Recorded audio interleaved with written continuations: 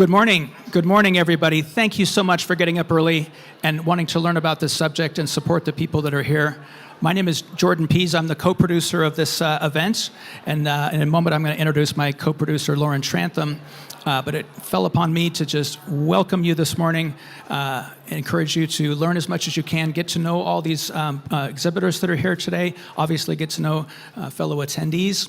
This is really about networking and coming together and supporting and learning about this cause. So again, we're so glad you're here. The hardest part about marketing these kinds of events is the marketing, is getting people to come. So I'm especially glad and appreciative to see this room full of people. A few more people are parking. We have about 210 pre-registered, I believe. So we didn't want to delay the program anymore because we got a packed schedule for you. And with that, please give a big round of applause for my co-producer, Lauren Trantham. Lauren Trantham, thank you. Thank you. Thank you, Jordan. All right, welcome everybody. It is truly a dream come true to see so many people here. So as Jordan said, my name is Lauren Trantham. I'm the founder and executive director, of Ride My Road. We're a local anti-trafficking organization. And I'm also on staff at Epic Project, so I wear two hats, and both of our tables are over there. You're going to learn a lot more about both organizations this week. And I want to go over a couple of logistics. So you guys should have all received your programs. That has your speaker bios, the schedule, and then right up front it has our summit agreements. And I want to just go over those. We want to set the tone for the next couple of days. We're going to be talking about some difficult things, and it's nice if we're all on the same page of how we're dealing with it. So the first agreement is to be kind. And that is really to be kind to yourself. There it is. Take care of yourself. Like I said, this is not the easiest of topics, and so if you need to step out, have some hot tea, give yourself a hug, whatever it is, just please take care of yourself. The next one is to stay curious. There's a lot that we don't know. Even us experts, or people who are experts at something, we always have something to learn, and so stay curious today. Set an intention to listen as best you can to our presenters. Next up is to have courage. I think you already have courage because you're here. You're confronting the realities of this issue. You're taking the time to look at something that's fairly dark, and so you already have courage, and I want to commend you for that. I want you to feel proud for that. Also remember to look for beauty. Some of the stories are sad, they're hard, but there's so many triumphs to celebrate. There's so much good. I mean, the fact that you guys are here today, that's a beautiful thing. So continue to look for beauty over the next couple of days and support one another. This is a safe space. I come and I speak at events like this all the time, and I never know if there's a survivor in the room. You don't know if there's a person at your table that has experienced something, and so it's good to just take care of each other and assume that, we've all had traumas and we can all support each other through that. And then you might notice that our logo is a tiger. And it's not an accident that I chose a tiger to represent Disruptors Summit. And that's because in the wild, tigers are known for taking down predators much larger than themselves. And when we're tackling human trafficking, that's quite often what it feels like. I meet people all the time like, we're never gonna stop human trafficking. Or we hear things like, oh, it's the oldest profession. You're never gonna stop that. And it feels like it's so much bigger than us. And we want to be like tigers, quite simply. We can take down things that are bigger and darker than how we feel sometimes. Thank you. So be sure and wear your stickers and your pins and be the tiger. I would make you guys roar, but I don't know if we're ready for that yet. Maybe at the end. Some more logistics. You guys will notice your passports. You guys have passports, and I'm actually going to go, I got to fast forward here a little bit to this slide. I'm jumping ahead a little bit because I'm about to introduce Rebecca Bender, but Rebecca Bender said if we want to stop human trafficking, we need to support our agencies and our community members who are actually supporting our vulnerable populations. And so we don't want you guys to just pass by the tabling agencies and just consider them as tablers. We are here to celebrate them. That's one of the main reasons that we are here. And so it's really important to us that you guys take the time to visit each table and have a conversation. Find out what these people are doing in the community and how they're helping vulnerable populations, because I guarantee you they are preventing trafficking when they support those populations. And so when you visit their table, you have a conversation, they're gonna give you a stamp on your passport, and once you've been to all 16, you can drop your passports in this box over here. We have our very own Vanna White, Jordan White. Be sure to write your names on them, because you can't win anything if you don't write your names on them. And at the end of day 2 tomorrow, we're going to be giving away some prizes. We got some really great stuff donated from Harry and David, and Ashland Hills Hotel has donated a night stay here. So you'll also see that you have some raffle tickets. The raffle tickets are really for you to use if you feel like you learned something. If something you hear today really impacts you, that's worth a raffle ticket. So write your name on half, drop them in the box, different box. Thank you, Jordan. And after every break, we're going to be giving away a book. Some of them are written by survivors. Some of them are just great educational books on this topic. So every time you come back for a break, if you have raffle tickets in there, you're going to have an opportunity to win one of those books. And your journals. We're going to be asking you guys to use your journals today. Please remember to bring them back tomorrow. You'll be using them tomorrow as well. And then, okay, I'm going to start to talk about Rebecca Bender now. So let me get my tissues. First of all, Ride My Road, you know, you hear all the time like, oh, I'd never be here without you. I never could have done this without you. But that's a literal statement when it comes to Ride My Road. If it were not for Rebecca Bender, I would not be here. This would not be my job. I would not have dedicated my life to this. I'm going to tell my story tomorrow so you guys can hear all about it. But just know that, again, never would have been here without Rebecca Bender. She believed in me since day one. We've been in operations for over 8 years. We've raised over $400,000 for survivor-led programs. And I photographed, thank you, photographed almost 100 American survivors of human trafficking, and almost every single one of those survivors was through Rebecca's network. So I can't even explain what she means to me. And again, this quote from her that I pulled from her TED Talk. Rebecca speaks a lot, and she does a lot all across the country, including training law enforcement, and you guys can see her bio here in your book. But when she gave her TED Talk and she said this, it really planted a seed for me. So not only is Rebecca why Ride My Road started, Rebecca is why you guys are all here today. Because I heard this and I thought, we can do this. We can create solution for the needs in our community. So Rebecca's TED Talk is the whole reason we have this conference today. Most anti-human trafficking conferences across the country are set for service providers. I don't know of any other anti-trafficking conference that is for community members. So this is really innovative. And this all comes from Rebecca and this statement. So we have a lot to be grateful for.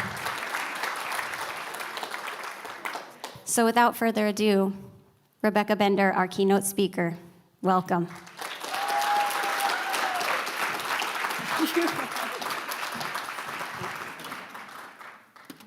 Oh man, I was crying. I would say Lauren is the type of activist and fire starter and go-getter that if you just say one thing, she's gonna run with it and do amazing things. So it's not just those of us out, doing work. It's like it takes all of us jumping in and doing something. And so you are the epitome of jumping in and doing something. I had to do very little. You just ran with everything. She's so great. One of the things before I totally get started on my presentation too that I thought of when Lauren was talking just now about ending human trafficking. I think sometimes it can feel like, where do you begin? How do you eat an elephant, drop in the ocean? And one of the things I like to remind myself is 30 years ago, our nation thought about smoking in a very different light than it does today, right? Any of you who are around back in the day, I know I was, but you could remember like a doctor or nurse literally smoking in the room with you while they're checking the chart. You're like, oh, how's your cancer? You're like, what is happening? You would never see that today. Or on the flight, I haven't seen one in a while, but there used to be actual ashtrays still on our airlines, right? Could you imagine just puffing away and up in the sky? Like, it's crazy to me. And it took everybody doing a lot of something to shift the way a nation saw a health crisis. And I think we have an ability to do something similar today. When it comes to ending human trafficking, when it comes to ending the exploitation of vulnerable people, we can look at this topic really differently. When the issue of smoking, it took so many people. It took innovative ways to sue states for different medical treatments at the cost that the state was incurring. It took whistleblowers that actually had their lives threatened. A lot of whistleblowers from the tobacco industry lost their families, had bricks thrown through their windows.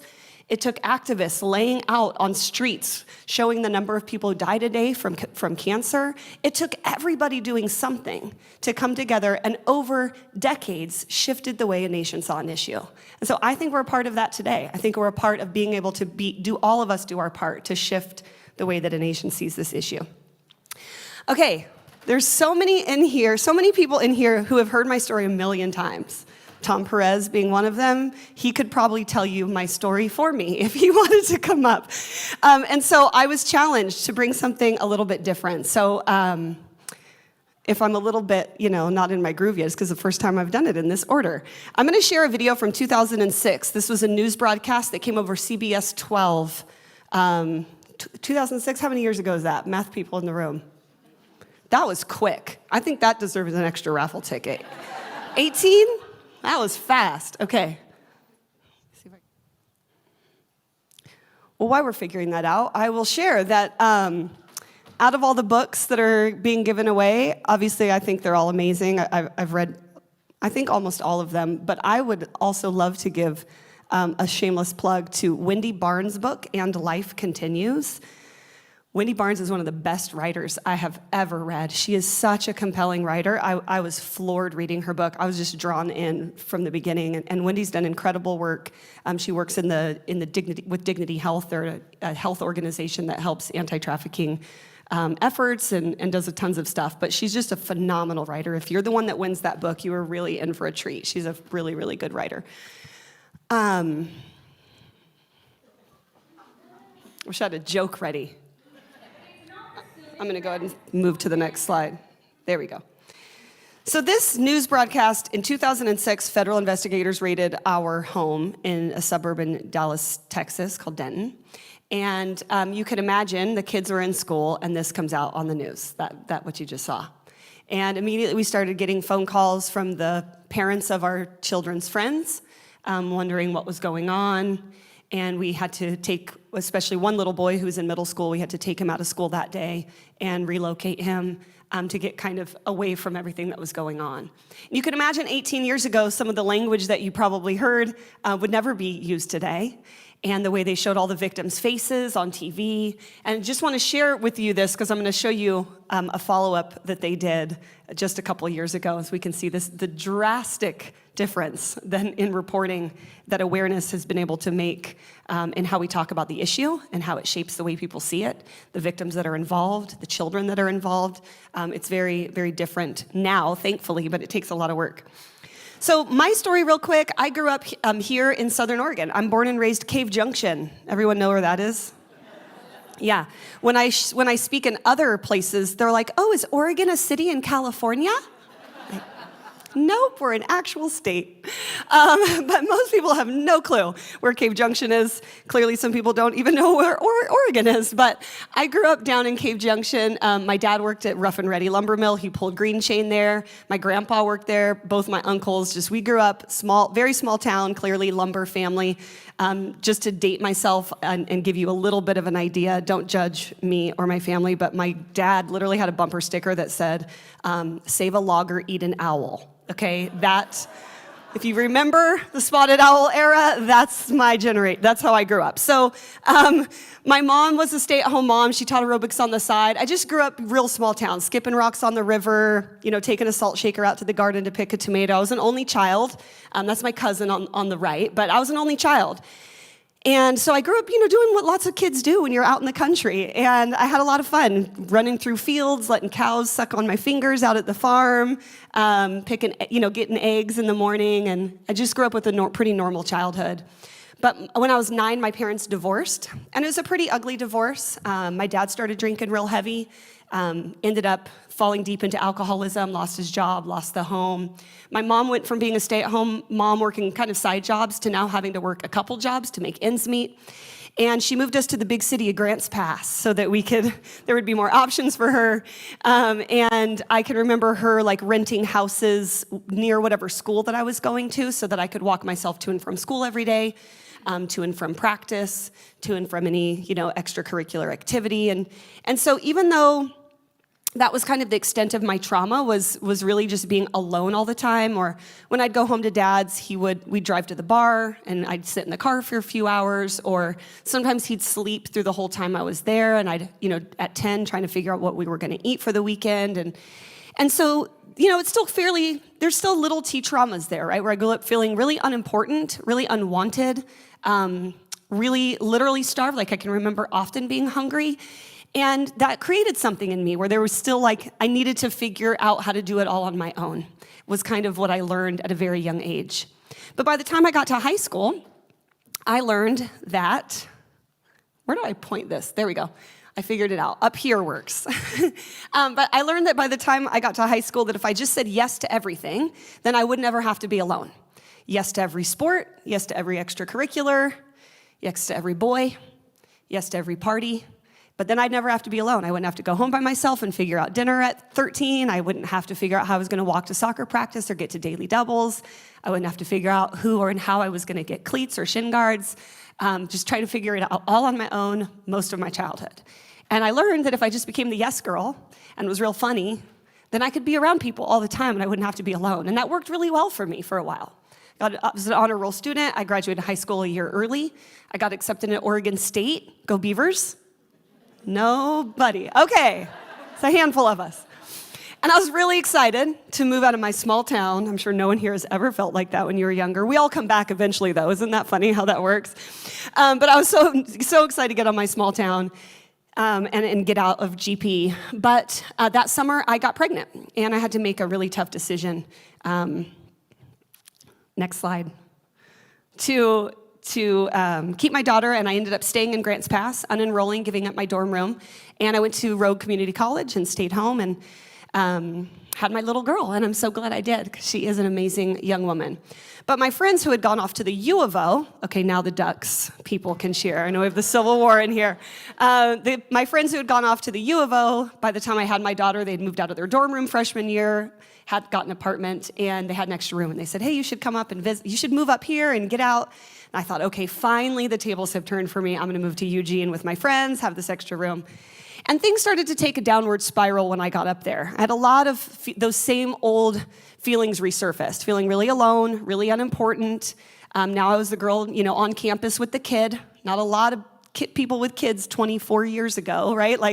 I felt really alone. I didn't have the support of my family or my friends to help with anything. And so even though you don't articulate that when you're 18 years old, due to some vulnerabilities in my childhood, I'm feeling no one says that when they're 18, right? But in hindsight, with therapy, I've realized that those are the moments that I started to have that kind of anxiety that you just can't put your finger on as a young person. And that's when I met the most amazing guy. He was funny and charming. He didn't care that I had a baby. Matter of fact, he made everything about us and we and ballpark, at Chuck E. Cheese and play dates at the park. And I just thought, finally, there's someone here to help me figure this out.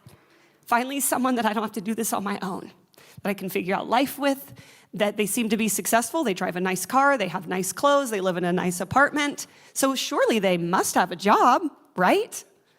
And so I trusted that this person was gonna help me and that they didn't care. And finally, I got to have this little family for, I think, broken 9-year-old me, but also I really wanted for my little girl. And so after 6 months of dating me, getting to know my hopes and my dreams and my fears, and also slowly starting to push my boundaries that I didn't recognize at the time, he invited me to move in with him. And I thought, this is it. I'm gonna get married, have a white picket fence, dog named Pepe, everything was gonna be great. And as I was packing up my apartment, he said that his job was relocating him to Las Vegas. And I thought, well, every good woman follows her man, right? That's what we're taught. And so I begged to go.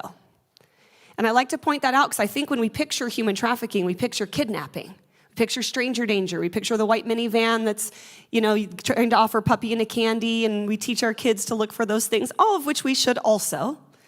But we definitely don't think about what to do when your boundaries are being tested. What do you do when you simply feel uncomfortable in a party when you're 17, 18? We tend to pull the line back as parents to only teaching stranger danger emergency moments. But what about all these other steps along the way? What do you do when you're at a college party and you don't feel comfortable, but you don't feel like you can leave because your friends are there and she's with that person that she really likes? So you sit, and you take the flirting or the hand on the thigh that you really don't like, and you sit because you feel uncomfortable and you don't know what to do. Are we talking to our teens about those moments where just the little things start to begin? How do we pull that back? So anyway, I begged to go. And the day that I arrived in Las Vegas, he took my daughter. We left him with a family member who I had met lots of times. You think normal progression of a relationship, you meet each other's families. So to me, that seemed normal. And we left my daughter with his brother. And he told me to get dressed up, that he was going to show me out on the town. I had borrowed my friend's fake ID, pre-Jesus, don't judge me. And I was really excited to go to the clubs in Las Vegas. I mean, I'm from Cave Junction, so for me, it was like Vegas was like New York City. I mean, it was invigorating, and it was shocking, quite frankly. And I was excited. So I got dressed up, and instead of taking me to a nightclub, we drove to this dead-end street. And I'll never forget, there was this deserted strip mall on the right-hand side. No lights, no signs, just this big gray building. And he parked the car and he said, I spent a lot of money to get you here. I put first and last on the apartment. I filled the fridge with food. That was money I was using for my job. And I remember feeling really guilty. Like, oh my gosh, I'm so sorry. I didn't realize. I didn't know I'd put you out. Like I didn't know. And then I felt really naive, like I feel so stupid for being the girl that doesn't know how much it costs to move, because he said he was a little older, so there was some of that. And he said, well, I need you to go into this room, this door that has the camera above it, that's an escort service, and I need you to go in and sign up. I'm like, escort? That sounds like prostitution, no way. Like, no, it's not. That's not how it works here in Vegas. It's just dancing. This is how they send dancers to fancy suites with the bowling alleys and the pools and the basketball court. This is how it works here. You can trust me. I'm like, yeah, I'm from a small town, but I'm not that naive. It still feels like it's not something I want to do. And that's when he slapped me across the face. And he said, you're going to go in that room and you're going to get my money back. And I can remember, obviously, being hit for the first time by someone that you love. And I remember literally thinking, well, we're adults now. Because my parents' fights were real violent. You've been desensitized to violence in the home. You tend to minimize it. Well, we're adults now. And then I remember thinking, I don't know where my baby is. I don't know my address by heart. I just got here yesterday.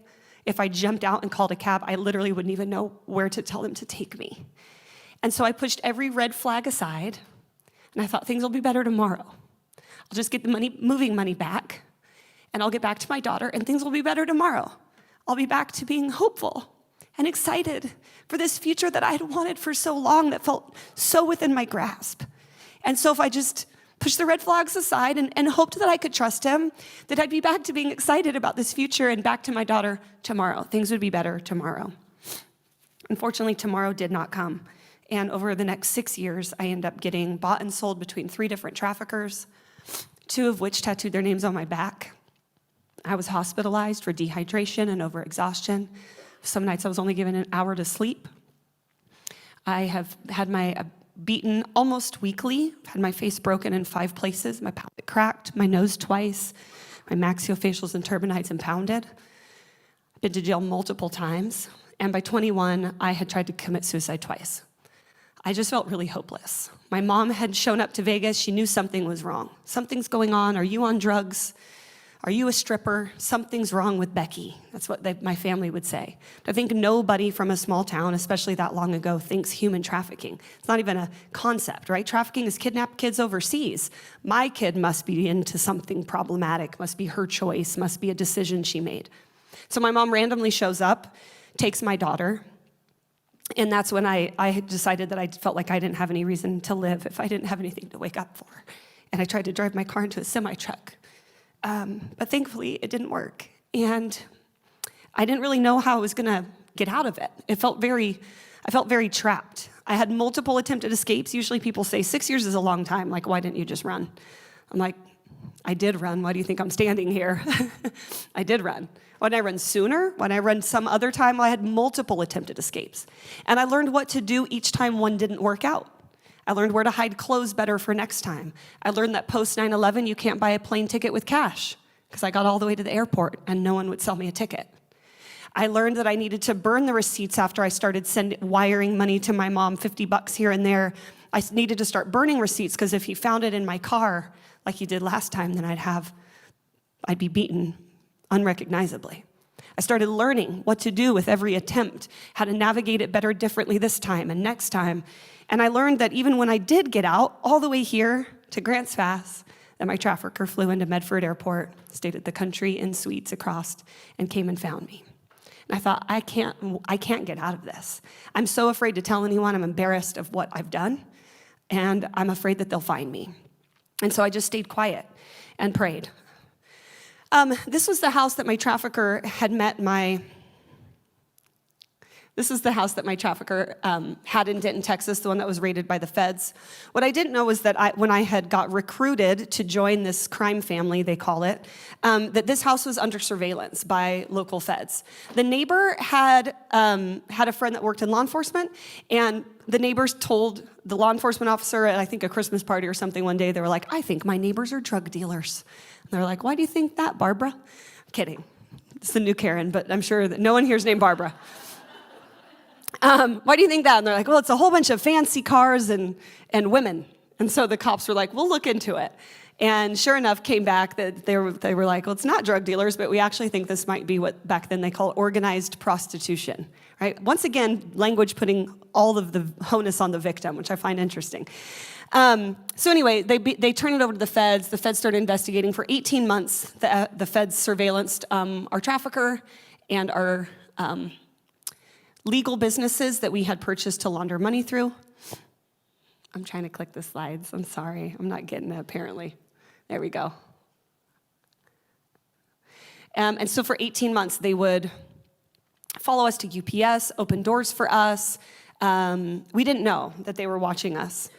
When the feds raided the home, this was some of the undercover surveillance. This was from the case file that we were able to retain after the investigation. This was inside the home. Very lavish kind of lifestyle, as they said. This was our house in Las Vegas, and this was one of the other trafficked victims. Oops, go back one, sorry. This was one of the other trafficked victims that I was trafficked with. She was forced to, pose. Any of the people in those advertisements are all trafficked victims. It looks like you're just watching an ad in a paper or something, and even the lady right at the front counter, the brunette, looks like they're getting a pizza, also trafficked victims. So everyone's required to play their part in making this legitimate pizza shop seem real, but really it was only to launder money through. Everyone got the same tattoos. This is how domestic trafficking works. And then this was the house in Vegas that me and my daughter and then the little boy lived in after the feds raided the home in 2006. He was sent to live with me in Las Vegas. When I arrived, my trafficker brought us to Disneyland. Go ahead and go to the next slide. My trafficker brought me and my daughter to Disneyland. This was when my daughter was, I think, in the 4th grade, as a reward for cooperation. I think sometimes when we think of trafficking or we think of people that are involved in the commercial sex industry by forced choice or circumstance, I think sometimes we can see lavish photos and we think, well, do some of them want to be there? Do some people want to be involved in this? Is this something that they're choosing? And the reason why I talk about some of this that's important is because traffickers use incentives to brainwash. It's not sometimes it's good and sometimes it's bad. It's all of it is a part of abuse. Think of how you would train a puppy. When you get a puppy and you want him to go outside, what do? You give him a treat and you tell him good job. How do you think traffickers train victims? You think if they just beat them all the time that they'll be compliant? They'd run a lot sooner. They'd be running all the time. Also, it's not a very sellable product, right? Like, let's be real, sex sells. Beaten up people handcuffed to a mattress isn't usually what most people find sexy. So how do I keep a product sellable and compliant? That's the goal. Well, guess what? If I give them rewards for cooperation and punishment for non-cooperation, it's a real quick way to get somebody brainwashed and get somebody trained on what to do and not to do. And so when we see sometimes outwardly the lavish innocence lifestyle or the travel or the trip to Disneyland, and we think, well, they must want to be there. Instead of thinking, I wonder if this is a part of the abuse. I wonder if this is a part of the training to keep them in compliance. Because when you're rewarded for following the rules, you want to keep doing that so that you don't keep getting hit.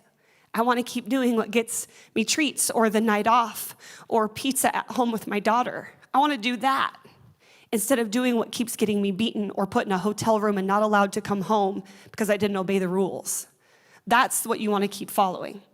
Brainwash is a systematic effort to destroy an individual's former loyalties and beliefs and replacing it with another form of ideologies.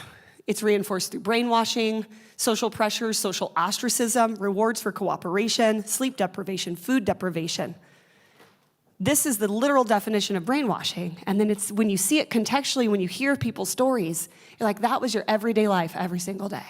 Social ostracism, you don't get to come home. If you break the rules, you're gonna go you're gonna go to the local brothel, which is 20 days on, 10 days off. You don't obey the rules, you're going to the local brothel, you don't get to come home and see your kids. And you're sent out to the local brothel. We're on cameras the whole time. So these are the things that we don't see behind closed doors that are happening to victims. When the feds raided, they came with a warrant for the blonde girl. Her name is also Rebecca Dean, as you saw in the first video.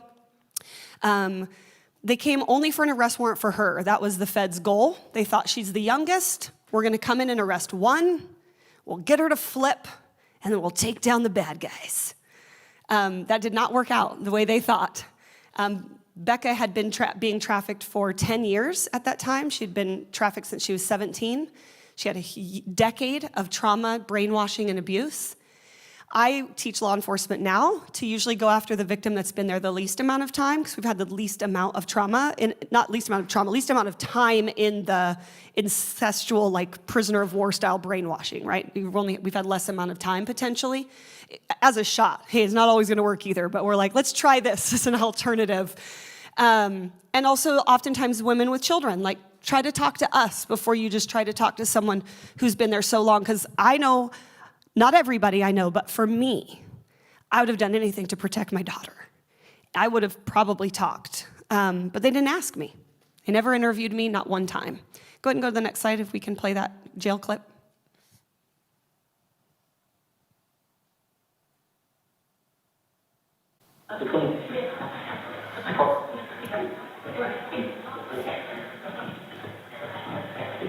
Hello. Thank you so much. I'm so happy that you're out there now, business girl, for real. I'm not that kind right now. I'm miserable. Like I made you, but I can't for doing that, okay? You go. So you guys are probably stop that. You guys are going to get stressed out and she would go. Okay, you're on the phone, all I can listen to that. Man, just saying something, you know. I just feel like you're being dark talking to me, and you want to now doing it, you know that? No, girl, it's all good. Just let you know how much I appreciate it, that's all. Oh, I love you. Okay, I love you. Hey, nothing. So much. Don't even trip me. You're going to be back home in no time. Thank you. You know that. Talk to her like that damn crying. Yeah, no, I'm not through with it, you know? I just want you to know I appreciate it. Of course.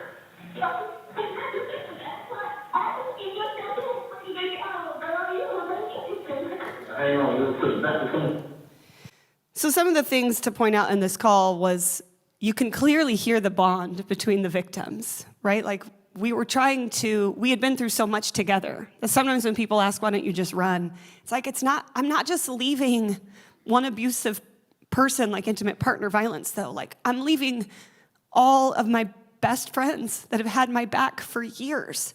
I'm leaving their children who became like my children. Like you're asking me to leave my whole community of people that have like meant a lot to me, that have literally helped me escape being locked in rooms with dangerous buyers who've had my back on the streets when you're getting jumped by other women. Like it's like this soldier at war style bond between us that you're like, well, why don't you just run? Like, it doesn't work like that. You have a lot of survivor guilt. You feel like, am I ever gonna see these people again? And so it takes a lot of effort to try to leave what you mapped to safety, right? We all map to harm or map to safety with our neurology.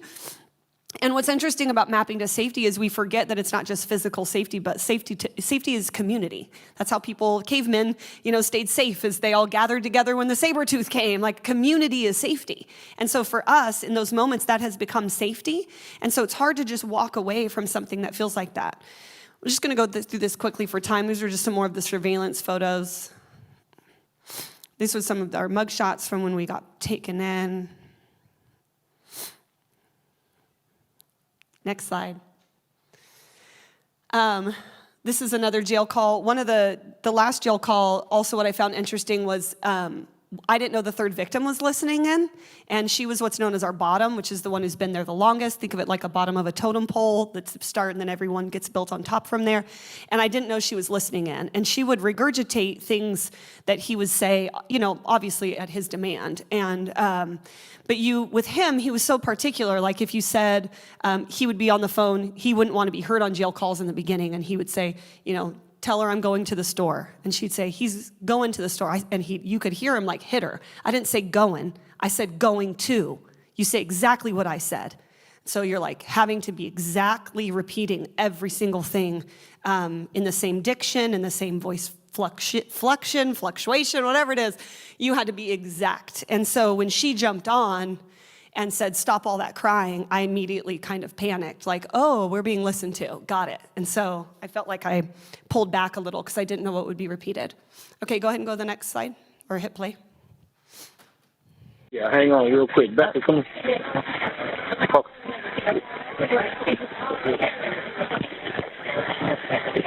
Hello. Hi. Thank you so much. I'm so happy that you're out there handling business, girl, for real. I'm about to start crying right now. I know. I got major love for you for doing that, okay? Thank you. Wait, what down there? Don't you guys start crying. Stop that. You're acting like a mug and stressed out. Don't even go there. Oh, shit. Okay, you're on the phone. I'm like, who is that? Man, to say, Papa, this year in here would be so much harder for me if you weren't around doing that. You know that?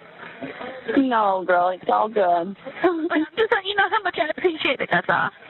Oh, I love you. Okay, I love you too. Ain't nothing, girl. I love you so much. Don't even trip. You're gonna be back home in no time. Mm-hmm. Nothing. I told you about that damn crying. Oh, shit, I know too, but, I just wanted to know I appreciate it. That's of course. Act like you just got your head ready to go, girl. You on vacation. Time's sake, I'm going to go to the next slide. So you could hear, oops, would you hit pause?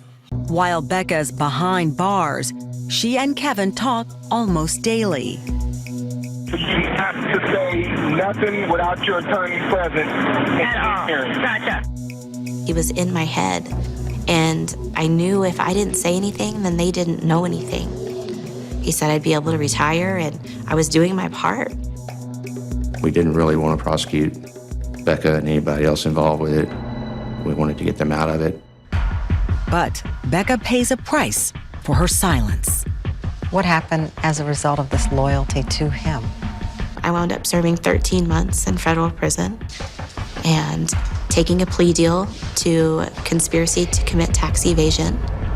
So you can hear from the jail calls she's not being released on bail. She was denied bail by the judge. They'd found her with a fake ID on her and over $10,000 in cash. That's because she was trafficked as a minor.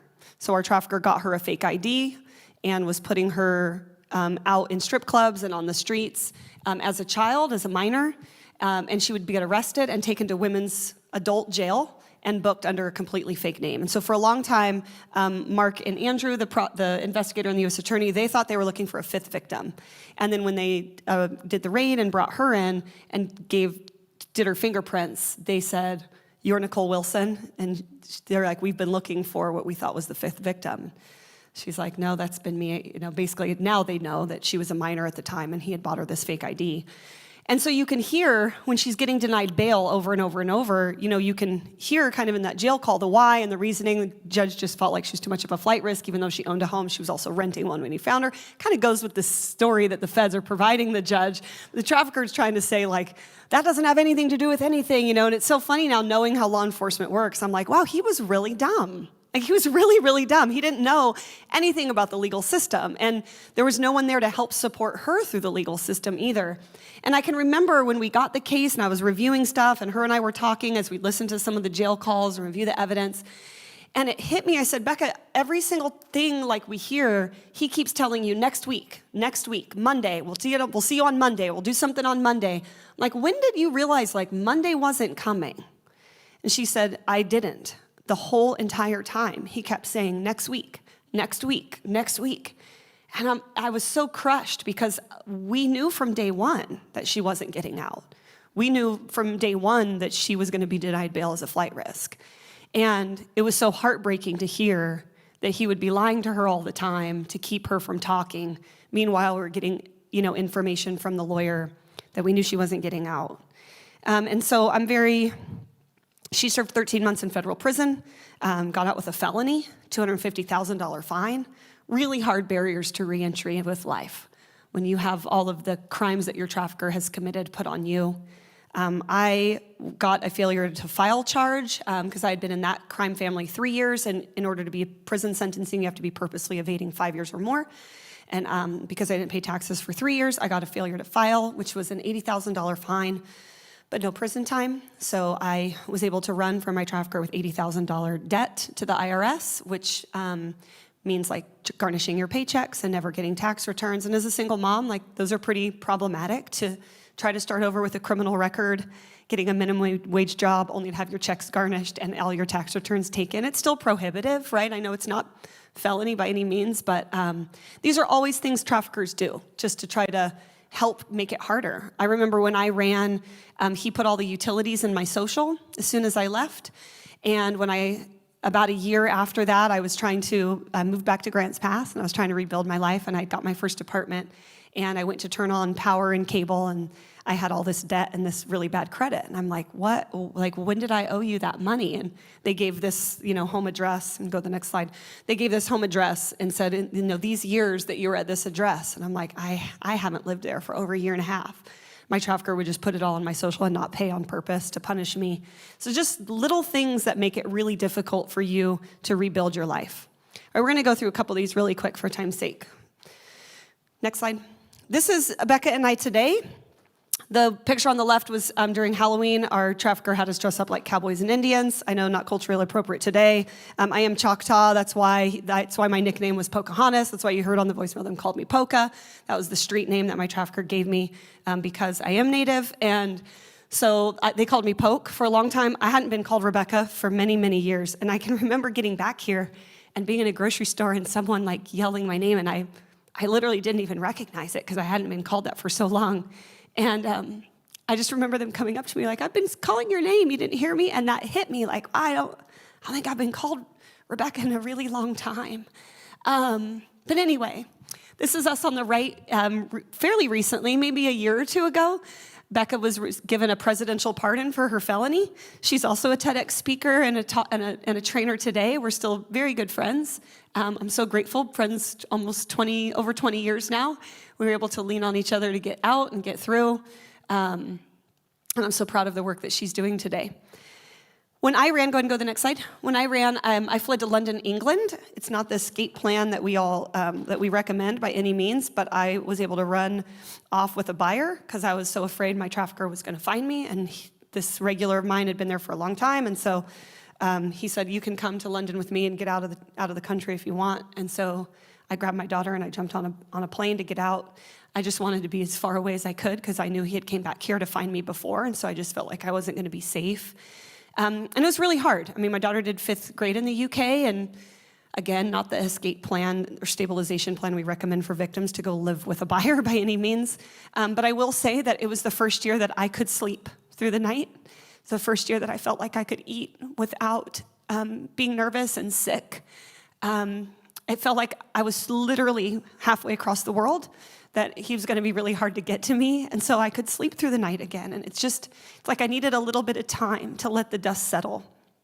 And thankfully, in February 22nd, 2009, I can remember starting to feel like it was time to go home, and so I got on a plane, and I came back to Grants Pass to sleep on couches, get on government housing, and get on food stamps. And I remember thinking, what am I going to do with the rest of my life?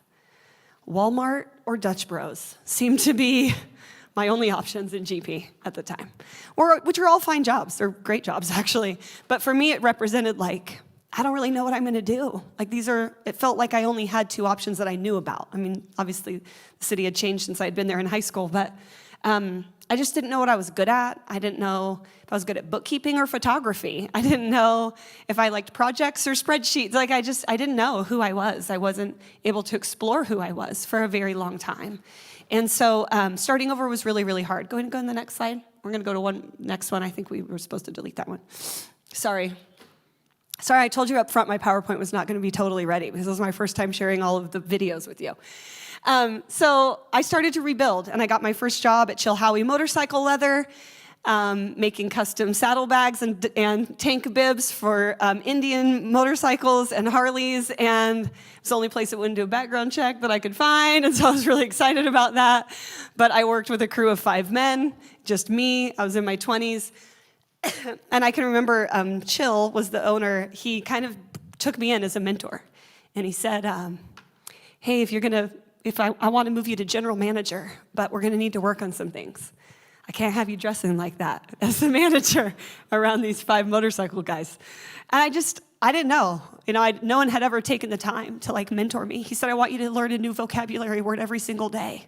I want you to read this book on compound and sentence structure, and I want you to spend 10 minutes every morning on the clock listening to the news and educating yourself about what's going on in the world.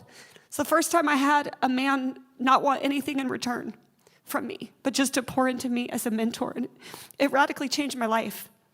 I was so grateful that the local entrepreneur had given this victim her first chance at a new opportunity. And I know there are many business owners in here today, and you know business owners. And so knowing that sometimes people just need one opportunity to rebuild. So I started trying to rebuild my life, and it was really, really hard. I'll be honest, the first 2 years were really hard. I got on food stamps and government housing, and then I got the general manager promotion, and I was so excited, thinking I'm doing this. But then it cut my food stamps down in half for only $50 more a month, and I thought, how do people do this? How do you navigate poverty? How do you navigate gaining in the job market, but then losing all of your state benefits, so you're actually making less by doing more? It was so topsy-turvy, and it was really hard. And at that time, I ended up getting married. I'm now divorced, but I got married at the time, and I had 3 more beautiful daughters. These are my 4 little girls that you can see here. I didn't want girls. I got all girls. I don't know how that happens. I didn't want them to turn out like me, was what I was afraid of. Until recently, a few years ago, I had this revelation that I thought, I like the woman that I've become. If they turn out like me, they're going to be okay. Took a long time to get there, but I'm glad today.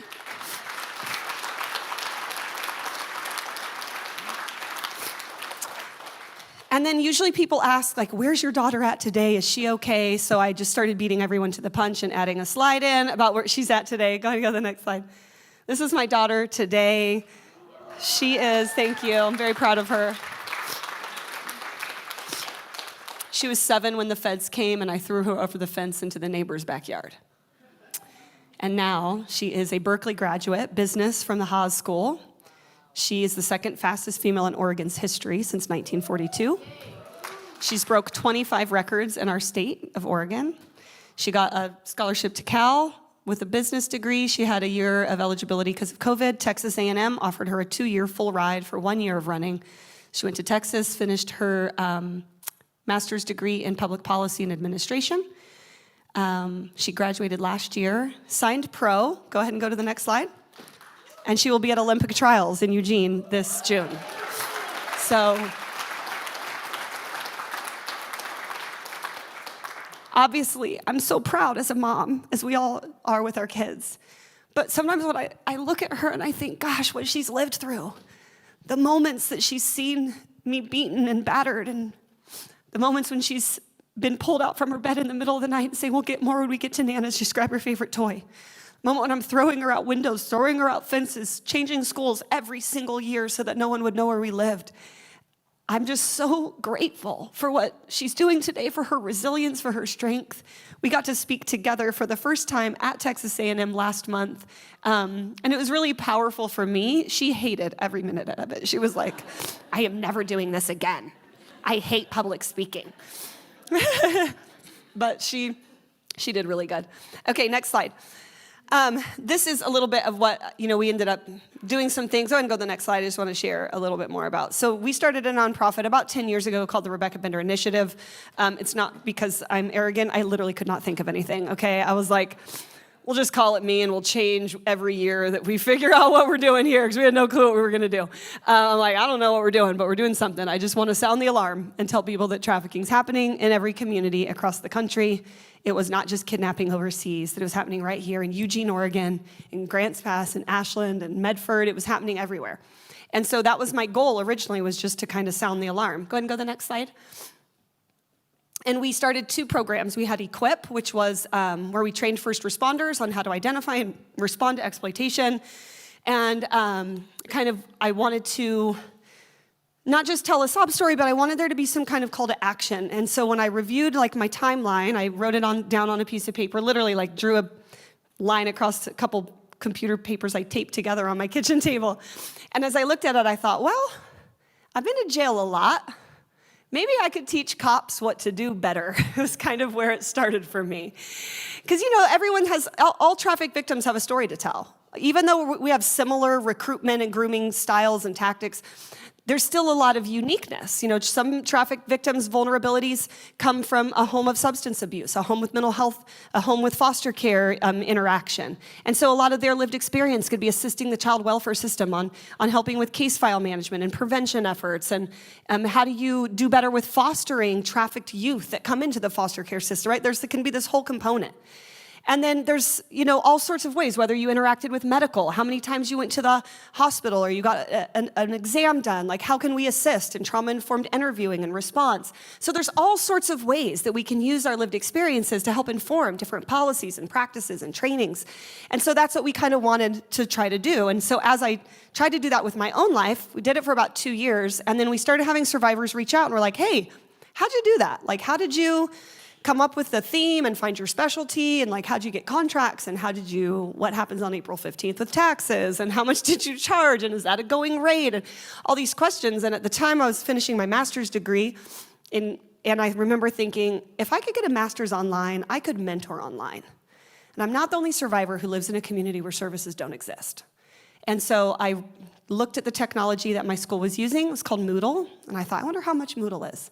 It was free. Thank you, Moodle. So I started an online school. Wrote a 16-week curriculum, launched it online. We started with 5. Robin was in my first group of 5 8 years ago. And now we have had over 1,600 survivors go through our online school. So grateful, spanning 600 US cities and 22 countries. And Elevate has just been a small part in their journey, I know, very small part. And whatever classes they took that benefited them, and hopefully gain some insight, whether it's just what do I charge or how do I put a contract together, that's fine. But we really wanted survivors to have seats in the table in every community across the country. We knew that lived experience mattered. It helped inform the way we do things in our communities. And so many survivors have so many different lived experiences, far beyond just the exploitation, right? All of the systems that they had interacted with pre, during, and post are all systems that needed more insight and ideas on how difficult or easy it was to navigate some of those systems. And so we really wanted to try to find a way to help survivors find those seats. And so really quickly, I'm just going to share 2 things about trafficking for our Equip side that I always find interesting. Most people don't know this. Trafficking is obviously what we know is the use of force, fraud, or coercion. But the Palermo Protocol, which was passed by United Nations in 2000, also creates this thing called acts means purpose. So usually when you're thinking of trafficking, you're gonna either hear stories, but you're thinking like, well, how is that trafficking? Like, I think when Amanda Berry was able to exit the room when she was kidnapped, I would get phone calls all the time. Oh my gosh, did you hear about that trafficked girl? And I'm like, was there a commercial exchange? Oh, no. Horrible what she went through. Would never want that on anybody. Horrible. I don't know trafficking. I don't know. There's no commercial element involved. So sometimes I find that as trafficking gets on the rise, people are stamping every single thing as trafficking. And we gotta be careful because proper diagnosis leads to proper treatment. We wanna be able to get people the real services that they need and the real systems that they need. We wouldn't put a broken arm in a sling and send somebody home. We get them into a specialist, surgery, physical therapy, right? Like proper diagnosis leads to proper treatment. So we really need to know. And so the act of transporting, harboring, obtaining, recruiting, providing, soliciting, patronizing or maintaining is the act. So if anyone does that, what does that mean? Well, did you pick them up from the Greyhound bus? Did you purchase the hotel that they stayed in that night? Did you put the ad on the internet? Did you, right? So when you're hearing stories, you can kind of see transported, harbored, solicited, all of these types of things. And this gets added to every couple years in the Trafficking Victims Reauthorization Act. Trafficking Victims Protection Reauthorization Act. It's long, the TVPRA. So this gets added to. About 2008, there was only like 3 of these bullet points. So people were not, patronizing wasn't on there. So you were seeing people who were buying human trafficking. I know we're going to talk a lot about demand. You were seeing them getting slaps on the wrist and like, compelling prostitution, and they just send them home. Until we started really getting more in the nitty gritty with making sure to get some of these soliciting, patronizing in our laws, because that means that whether it's a buyer or a seller, now both of you can get one human trafficking charge, which I think is interesting for the general public to know, because when we see news releases that are coming out and we're like, 33 traffickers in Rogue River, where have I been? You're like, calm down. Yes, it's awful. Undercover operations out of our task force did this op, and 33 men tried to buy a child in your community. That's awful. You should know about that. You should know who they are. But all of it's going to be one trafficking charge now. So it's just important to kind of know what to look for. Go ahead and go to the next slide. And then these are some of the most, one back. I think I clicked and you clicked. Now my clicker's working. These are the most common 6 types of exploitation in different communities. I don't know what do you guys think is the most common here in Southern Oregon? Do you want to just yell out some thoughts? Survival exploitation? Familial? Anyone else? Some gang trafficking? Yeah, I would agree with all those. I think familial trafficking is probably very prominent here, and we're seeing a lot of child welfare workers not know what sometimes the difference is. And I'm really grateful that our DOJ has a CSEC coordinator, and our state has actually done quite a bit to try to advance education for our child welfare system so that we can identify familial traffic victims sooner. I definitely think a lot of survival exploitation is happening here with our homeless population, homeless youth population. I know that's not the phrase, but sorry, I'm tongue-tied and I'm short on time and panicking in my mind. I don't think we have a ton of cantinas here, to be really honest. But we do have a lot of illicit massage parlors here, and there's been several that have been being investigated. So it's just things to keep an eye out, kind of get to know more about, because trafficking looks really different based on the culture and community in which you live, right? Trafficking looks really different. How it looks in the karaoke bars in Cambodia is going to be very different than the streets of Brooklyn, than online tech in Seattle, than here in Southern Oregon. Traffickers look really different based on the culture and the community in which you live, but trafficking's everywhere. Traffickers exploit vulnerable people, and vulnerable people exist everywhere. So it's just kind of learning about your area, who's vulnerable here, what type of recruitment tactics and grooming tactics might be used with that population, and then that's how we can identify the system to support the needs and vulnerabilities in our community. Okay, last slide, we're almost done, I know. And then we have Elevate Academy. Like I said, next slide, Elevate has almost 1,600 students. And so I will give my small shameless plug that if you want to sponsor a survivor, we really could use your help. $19 a month for a 1-year commitment really helps us put a survivor through school. We really could use your help. It is so hard to run a nonprofit. It's really hard, and I didn't get in this work to be a full-time fundraiser, and yet as the founder, apparently I am. And it was not always why I wanted to do this. Really wanted to help other women like me. I wanted to train professionals and systems that I had I had had to navigate, sometimes poorly. I didn't know that as the founder, I would be constantly raising money. And I'm not great at it. I'll just be very honest. I'm not great at it. So we need your help. We would love to have some people that are offering to give $20 a month to help put a survivor through school. So if that's something you're interested, obviously we have the QR code up here. We also have our table in the back. Melanie, will you raise your hand? That's our table back there. All sorts of brochures about Elevate and what we do. If you'd like to consider learning more about our school or sponsoring our survivor, please feel free to stop there and get your little bingo tickets so that you can be insured in the grand prize raffle. So thank you. And I'm going to end with this video of the follow-up from 2017. So 2006 to 2000, is that 11 years? I'm so bad at math, clearly. 11 years later, the same CBS does a follow-up about that story they aired. And I just want to show you the difference and the growth that advocacy and awareness makes, whether you're working with systems or law enforcement or media. It's all of us doing our part to really move the needle forward on this issue. So thank you for being here today, and I'm going to close with this video. Been brainwashed and battered into submission. Tonight, meet the women who survived a living hell. CBS 11 I-Team's Ginger Allen is here to take us inside this terrifying world of human trafficking. Ginger? You know, almost 12 years ago, the I-Team uncovered details about a secret prostitution ring. It was operating out of a very unusual place, this upscale neighborhood in Denton. Now, more than a decade later, we are learning new, even more disturbing details about the biggest secret of all, what was really happening inside that home. I'm gonna cry. I know, me too. Wilson.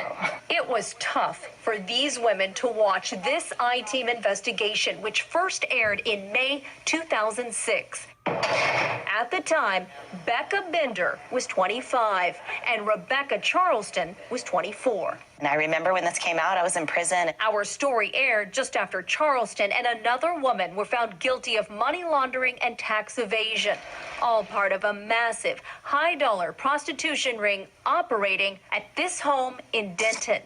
This is where Charleston lived with their pimp and some of the other women.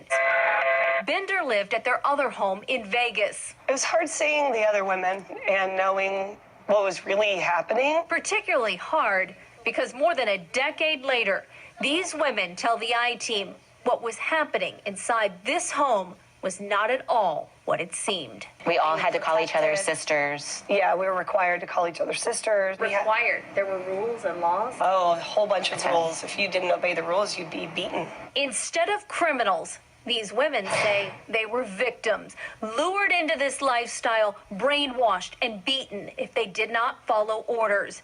And the two men who put them behind bars say that's exactly what was happening. Our focus was on the pimp. Mark Parsons was the IRS investigator who followed them all over the country. They suffered physical and emotional control. Andrew Stover is the U.S. attorney who prosecuted them. We were really, in many ways, hoping to get you out of it. The investigators say they hoped by arresting the women, they'd get to the real criminal, the man who was trafficking them. The women say they were too afraid to give him up. See the fish? Looking at pictures taken during the raid of that Denton home, the koi pond built into the theater floor, the murals in the garage. There's actually a TV in that mirror. The elaborate decor and high-dollar cars, the women talk more about those house rules. We would have been beaten for not making that bed. Yeah. So this is a... All right, I'm just going to stop for time's sake. Brainwashed and battered. Next slide. Yeah. There's our contact info. You can see quite the difference they made. They blurred out victims' faces.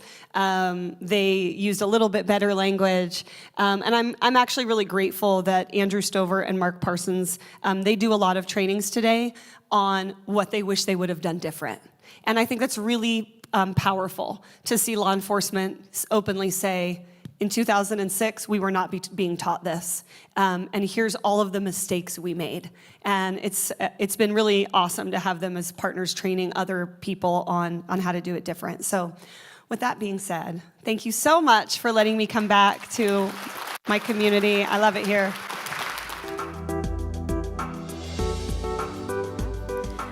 All right, so we're going to move right into our next session. Next up, we have Rosa Van Gordon. Rosa is a trafficking confidential advocate with Community Works, and she heads up the Jackson County Coalition Against Sex Trafficking. And I just have to tell you, we are so lucky to have her in Jackson County. And she's going to be talking to you guys a little bit. She'll expand a little bit on what Rebecca was talking about how trafficking looks, and she'll let us know how it looks here in our community. So welcome, Rosa.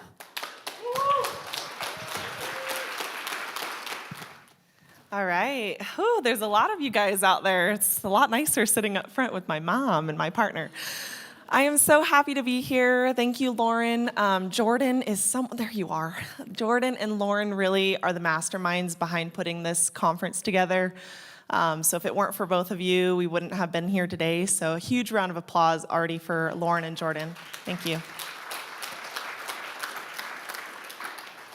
I also just want to thank everyone for purchasing a ticket and taking time out of all of your very busy lives to spend a Friday and a Saturday on relatively good weather, iffy weather, to listen to a really complex topic that's really near and dear to my heart.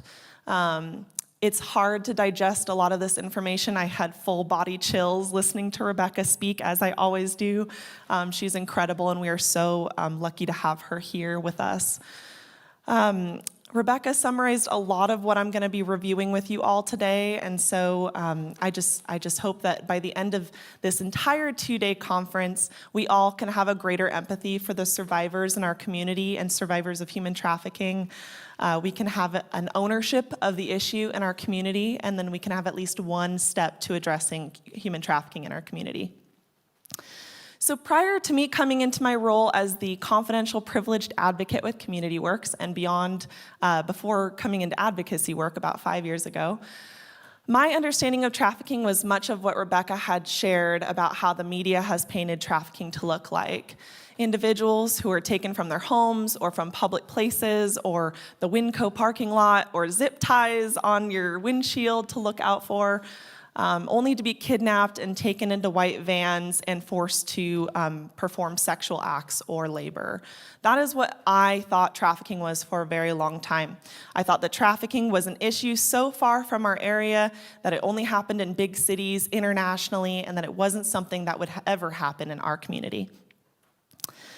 In 2019, I was given the opportunity through an internship when I was in college to attend an event similar to the one you all are attending today and tomorrow. And I got the opportunity to listen to a survivor speak about her story, and that actually happened to be Rebecca Bender. Rebecca's story was the first time that I had ever heard of a true survivor of trafficking, what it looks like in reality. And it was powerful, as I'm sure if that was the first time that any of you have listened to her speak, she is very powerful. And she's super resilient, and her strength has really empowered me to want to be a victim advocate. When I was in college, I actually thought the 3 paths to going from a criminal justice degree was law enforcement, be a lawyer, or go into Department of Human Services. I had actually never heard of victim advocacy. So I had the opportunity to intern at the DA's office as a victim advocate. I got to sit in court with victims, stand beside them, and lead them through their journey of processing what had happened to them. So I think in order to comprehend what trafficking is, I think it's really helpful that Rebecca Bender started us off with her own experience, so you can sort of have that in the back of your mind. But some of the things that we're going to review in my presentation today are the who's, like who is this happening to, what is it looking like in our area, where is it happening, and why. I have a lot of clicks throughout my presentation, so I'm hoping the clicker works, but it looks like it went. So human trafficking, what is human trafficking? It is a public health issue that impacts individuals, it impacts families, communities, across generations. It is an issue that is relevant and necessary for all of us to know in any profession, especially community members. So human trafficking is defined by the federal definition as exploiting an individual through 3 components of force, fraud, and coercion. That's either exploiting an individual through commercial sex acts or labor or services. It's important to note that there are 2 main types of trafficking.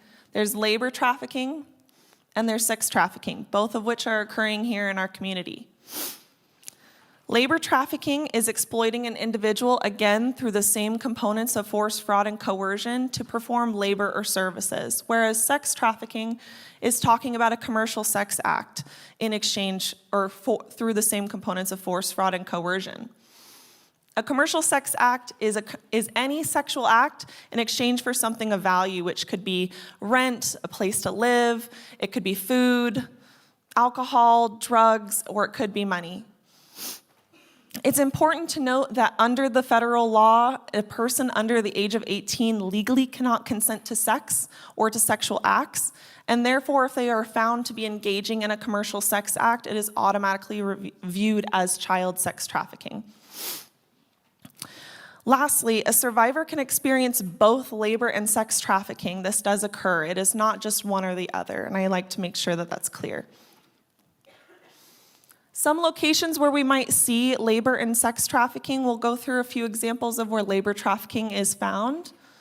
We know that the agriculture industry is a large industry where labor trafficking unfortunately occurs. Here locally we have the hemp farms, the illegal marijuana grows, and later on you will be hearing from Elena Martin with the Oregon Department of Justice about labor trafficking and all the different complexities that it holds. Another place that labor trafficking occurs is the construction industry, businesses, illicit activities, massage parlors. Rebecca talked a little bit about this, but I'll talk some more on this. Hospitality industries, restaurant and the food services, traveling sales crews, and in the home. Some places that we might think sex trafficking occurs are in the strip clubs, hotels. Pornography is a huge one. I feel like there's a lot of survivors that are behind a camera. We think that they want to be there, but we don't know what is going on behind that camera. We don't know what's happening. Truck stops, social media and online. I truly believe that a lot of us probably have kids in our lives or people who engage with online or technology at least a little bit.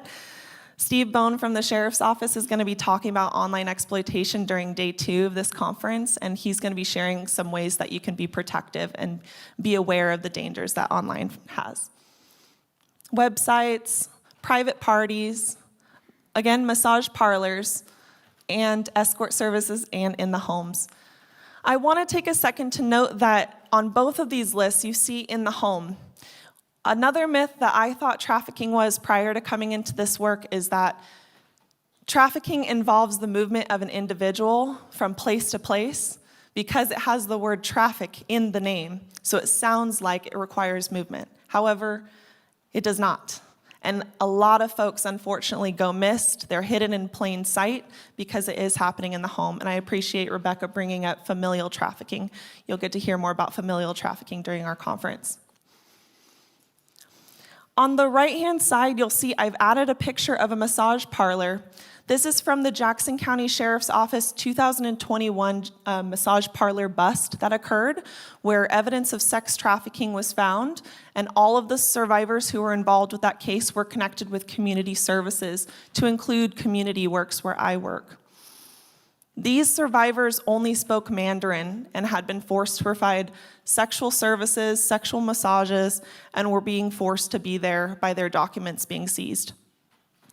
These happen a lot in Jackson County. I see them all the time, 24/7 massage parlors, and I think it's something that is really relevant for our area and really important to note.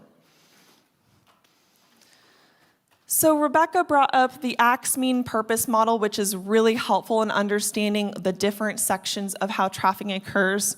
It's really important to note that trafficking simply would not flourish the way it does without people purchasing other people, without businesses that are profiting from this exploitation of others, and without communities that simply just look the other way and just allow it to happen.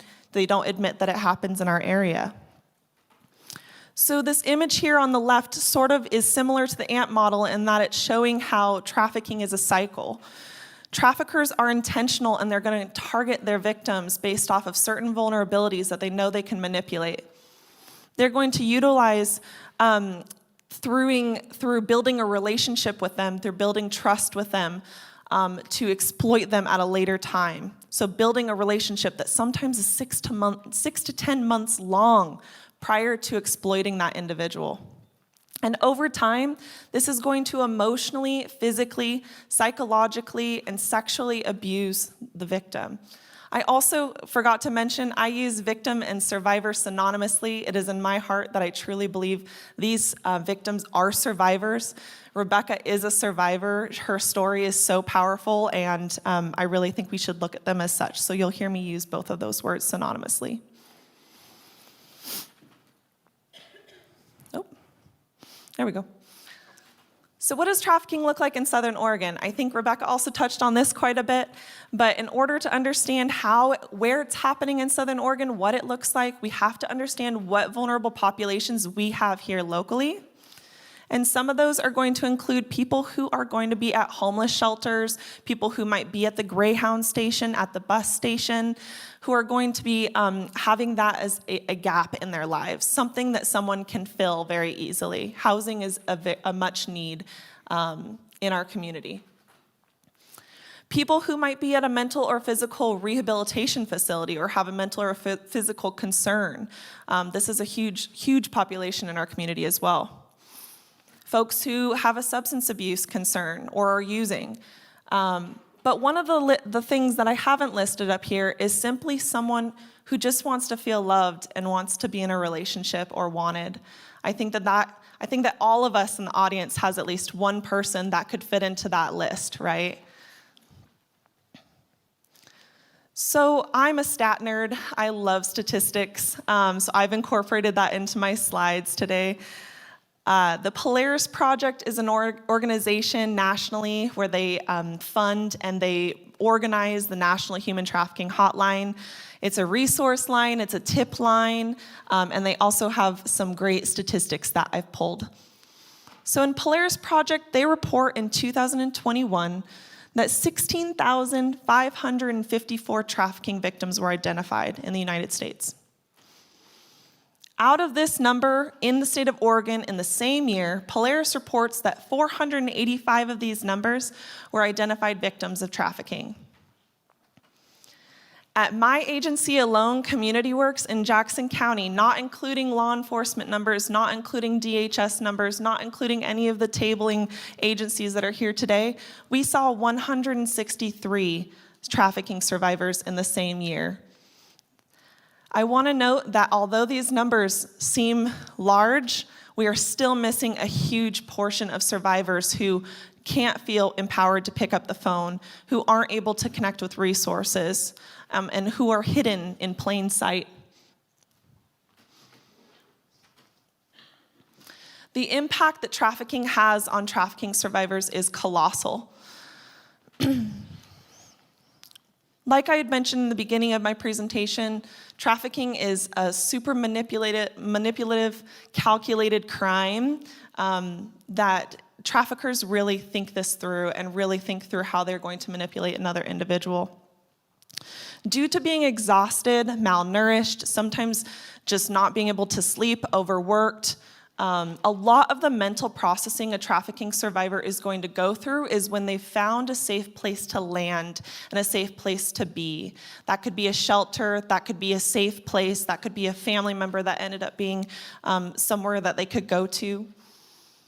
And some of the things that they're going to process through their mental traumas might include post-traumatic stress disorder or PTSD, memory disruption, trauma bonding, and dissociation.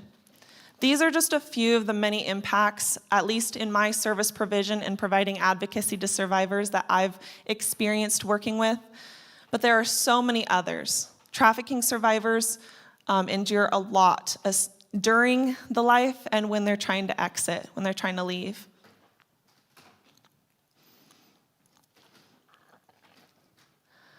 So I'm gonna take you on a little journey here. The Stages of Change model really is helpful to understand the thought process a survivor might go through when they're trying to enact change.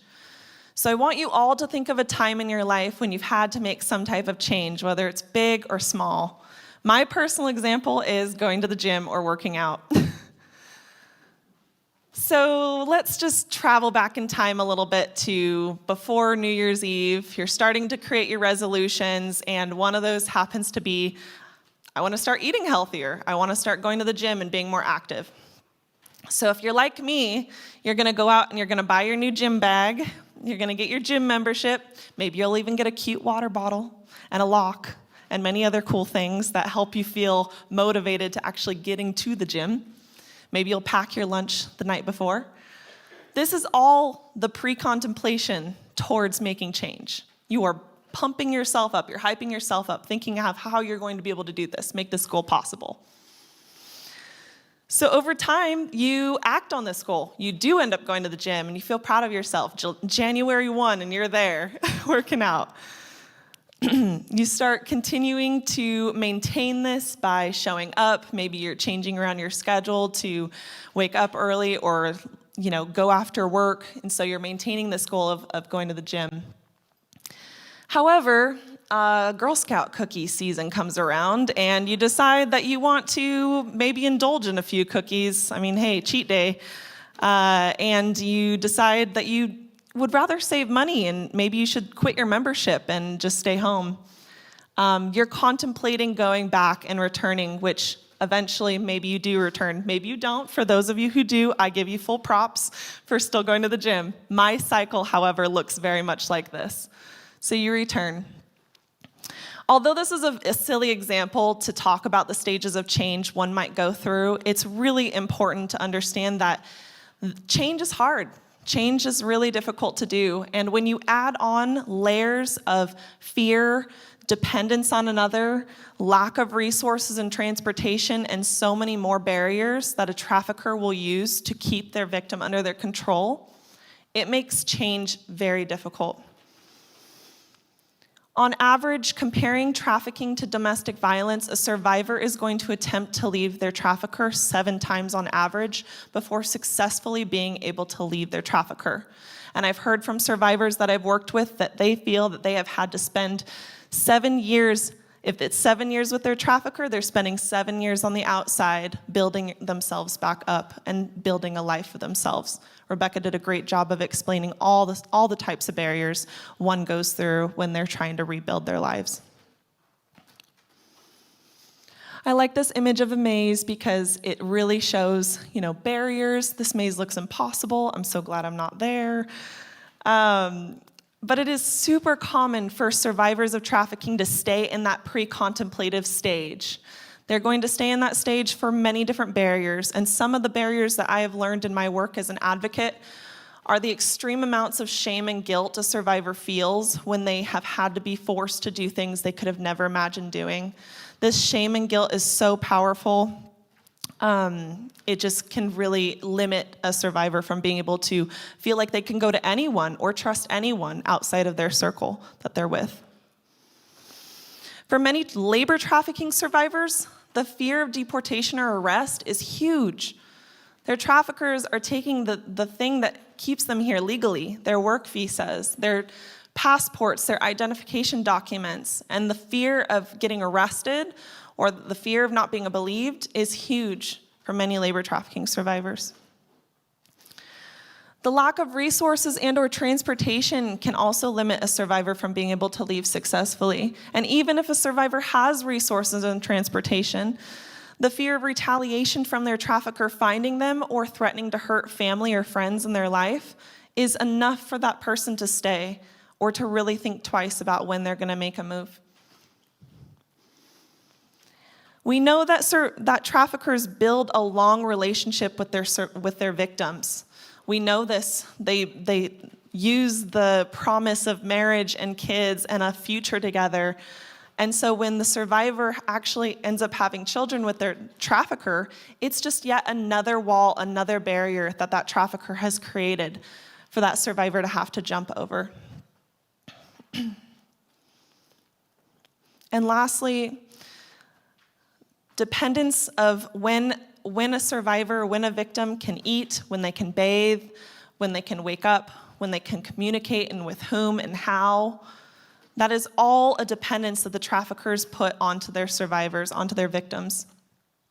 And so that dependence can feel extremely disabling when a survivor is trying to make the decision to leave. So these are just a few barriers. There are so many more because this issue is so complex.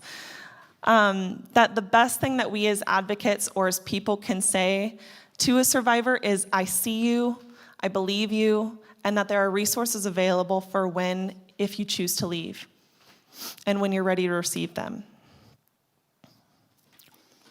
So intervention from an advocacy standpoint can be anything from sitting with a survivor and processing with them about what has happened for them. I have a great privilege in being a confidential, privileged advocate because I really get to provide them with a confidential space. I have no duty to report, so I really get to sit with them with wherever they're at and provide them that space, to emergency financial assistance. If they have a safe place to get to, that they just need a little bit of money to get to, our advocacy centers can come together and sometimes purchase a plane ticket or a bus ticket to get them to that safe place. When a survivor calls helpline or is referred to our agency, they typically will talk to our helpline operator who will get them connected with an ongoing advocate. That ongoing advocate is going to provide them a lot of resources and support to include crisis intervention support and safety services. This could be safety planning. This could be, let's keep a phone in the backyard hidden in a bush to make sure that you know where it's going to be when you need to communicate with someone safe. They will also receive information referrals to other resources. If there's something that they need that we can't reach for them, we're going to try to find that resource for them in the community. We can go to court with clients and survivors to provide them legal advocacy and accompaniment, and this can feel very empowering, especially for survivors who their abuser or trafficker has a whole slew of support systems and family coming with them. It can feel very difficult for that survivor to go in there alone. We can also go with them to therapy appointments and medical appointments to make sure that they have, again, if they have any traumas or any barriers to being able to serve their basic need resources, that we can do that with them alongside them. And lastly, we can provide them, like I mentioned, emergency financial assistance to really connecting them to things like phones and hygiene products and clothing for when they need to feel safe in their bodies. So going back to numbers just a little bit, for the 163 survivors of trafficking I mentioned earlier, in the same year of 2021, that equates to the 475 services that we provided, that 163, which equates to 387 hours of service that we provided to those 163 survivors, which is incredible.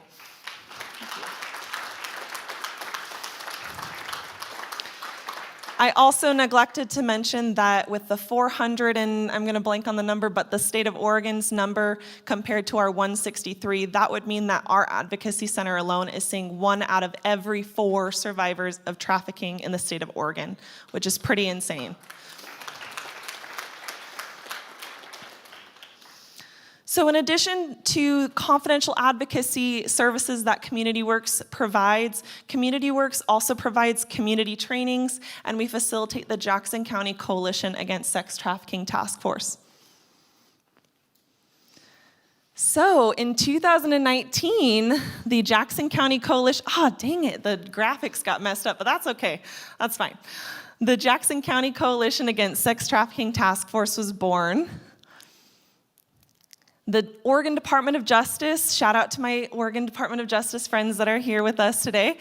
They have a goal in mind that every county in the state of Oregon will have their own anti-trafficking task force.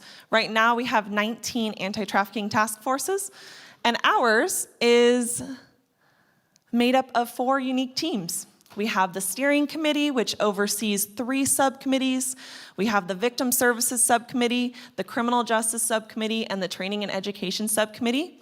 If any of you are interested in joining the training and education subcommittee, it is a perfect place for community members to go. It is here where we plan trainings for the community, we do outreach events, we provide education. So if you're interested in joining the task force, please come find me over at booth number 10, Community Works. So as I'm wrapping up my presentation, I know I was quick, but we got through it I do want to leave you all with a few things that you can do in your own specific and unique roles as community members and service providers to raise awareness of trafficking in our area. You can continue to educate yourself beyond this conference. You're going to hear from so many intelligent, wonderful human beings that are doing this work, so I highly encourage you to take notes, and if you have any questions, to come and meet some of the speakers. But you can educate yourselves further, or you can take what you've learned from this conference back home in your communities to people who weren't able to be here today, to inform them about what we're doing here and what we need from the community. You can learn about online safety to protect you and your children from online predators. Online is a huge on-ramp for people who are interested in getting into sex work. It's also a really easy way for predators to meet people through online with little to no risk. Steve Bohn from the Sheriff's Office, again, is going to be here day 2 to talk about online exploitation. So if you have any questions for resources, he'll be a great person for that.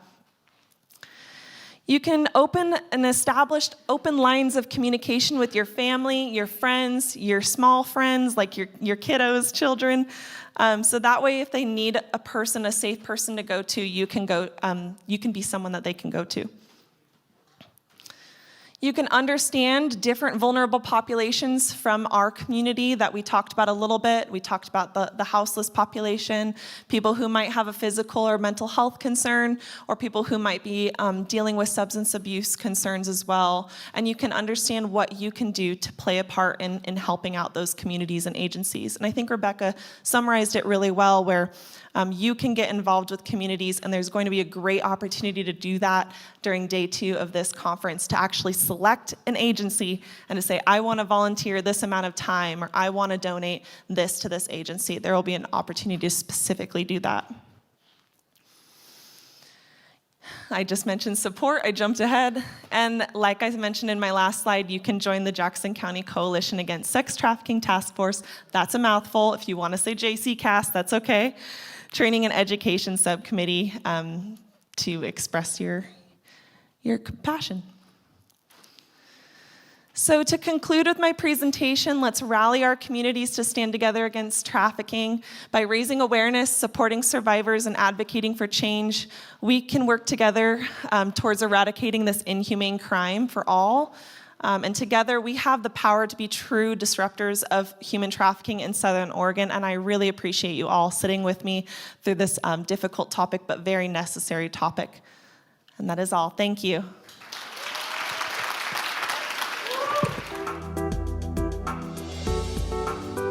I would love to introduce Tina to the stage. I want to say, first of all, thank you to the organizers of this conference for having me here. But more importantly, thank you to Lauren for even asking me. I really appreciate that. So who am I?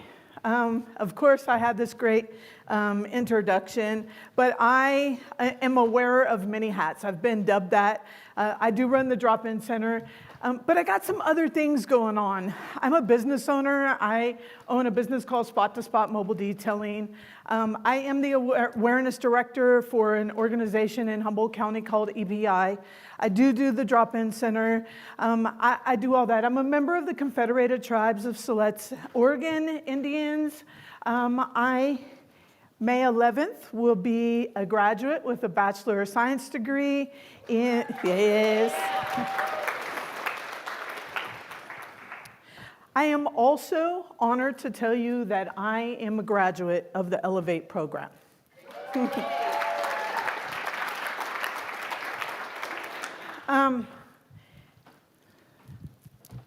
Okay, now here we go. Is it on?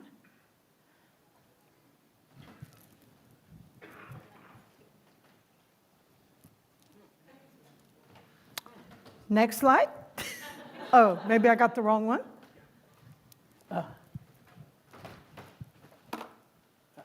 Awesome. So, okay. I haven't always embraced my culture, but one of the things that I have been taught to do is that we start with the song. Recently, wait a minute, hold on, back up.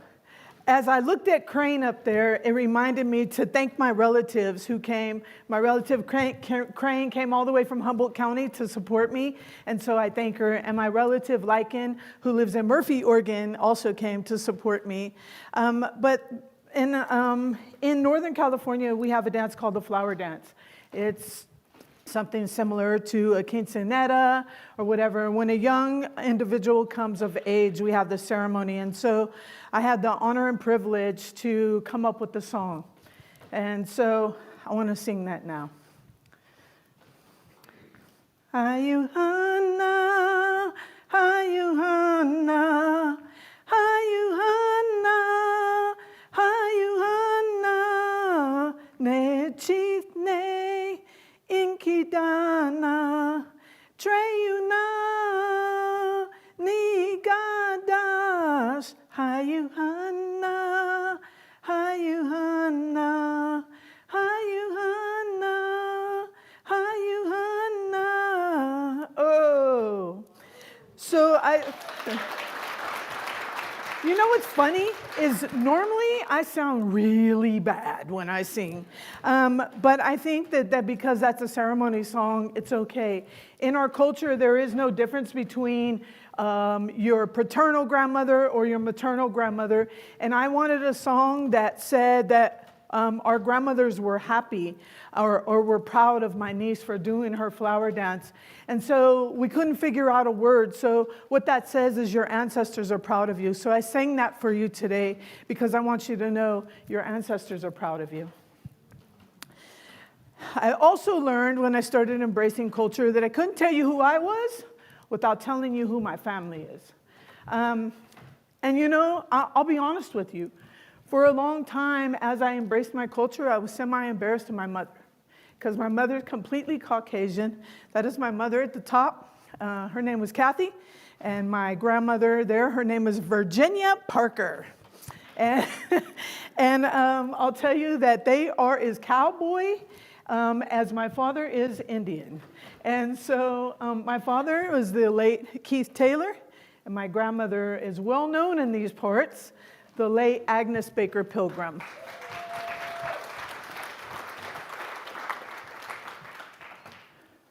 I think out of all her grandkids, I look the most like her. What do you think? So if I leave you with anything today, I'd like to leave you with a way to find how to plant seeds. Because you see, when vulnerabilities come around, those are cracks where traffickers find ways to plant their own seeds. So therefore, this is called the intersection of vulnerabilities and human trafficking. I say that because we're going to talk about a case study today, and this case study had probably more than that's going to be listed on ways that somebody could have been a hero and planted some positive seeds, right? Went the long distance for this person. So I'm going to make a disclaimer. You might see that I only have one arm. I make lots of one-arm jokes. And so it's mandatory to laugh at my arm jokes. I got to tell you a story that happened absolutely yesterday. So my family says that I can't come to Grants Pass without going to Ross. It is the best Ross ever, right? And so I go to Ross, and I'm like fumbling. I got my phone and socks, and I got like, I bought this shirt. I need to tell you that this disclaimer is more about Rebecca. I bought this shirt because I fangirl out, right? What I didn't tell you is that I'm a fitness instructor also, right? And so like you could be teaching, like I've taught for years, right? And you have multiple participants that come in your class, and you're either on a bike or you're doing jumping jacks or burpees. Everything's smooth, you got it. But let your coworkers walk into the room, your other instructors, and want to take your class, and all of a sudden you're like, oh, I don't know how to teach a class. And so I say that because I have been doing this for a long time, but I've never shared space with my sister Rebecca and the rest of my sisters that are in this room. And so I feel a little like, So I figured if I just got that out, then maybe it would make it okay. All right, here we go. Also, I just want to remind you, if I make an arm joke, it is mandatory to laugh. Oh, back to the guy. So I have all this stuff, and I'm like fumbling, and I said, "Can you just lend me a hand?" And the guy was like, and his customer service was A1. He like put his head down. He was doing his ultimate best not to laugh. And I kept telling him, just let it go. It's okay. And he was like, anyway. So one of the things that you could tell, Native people are inherently storytellers, right?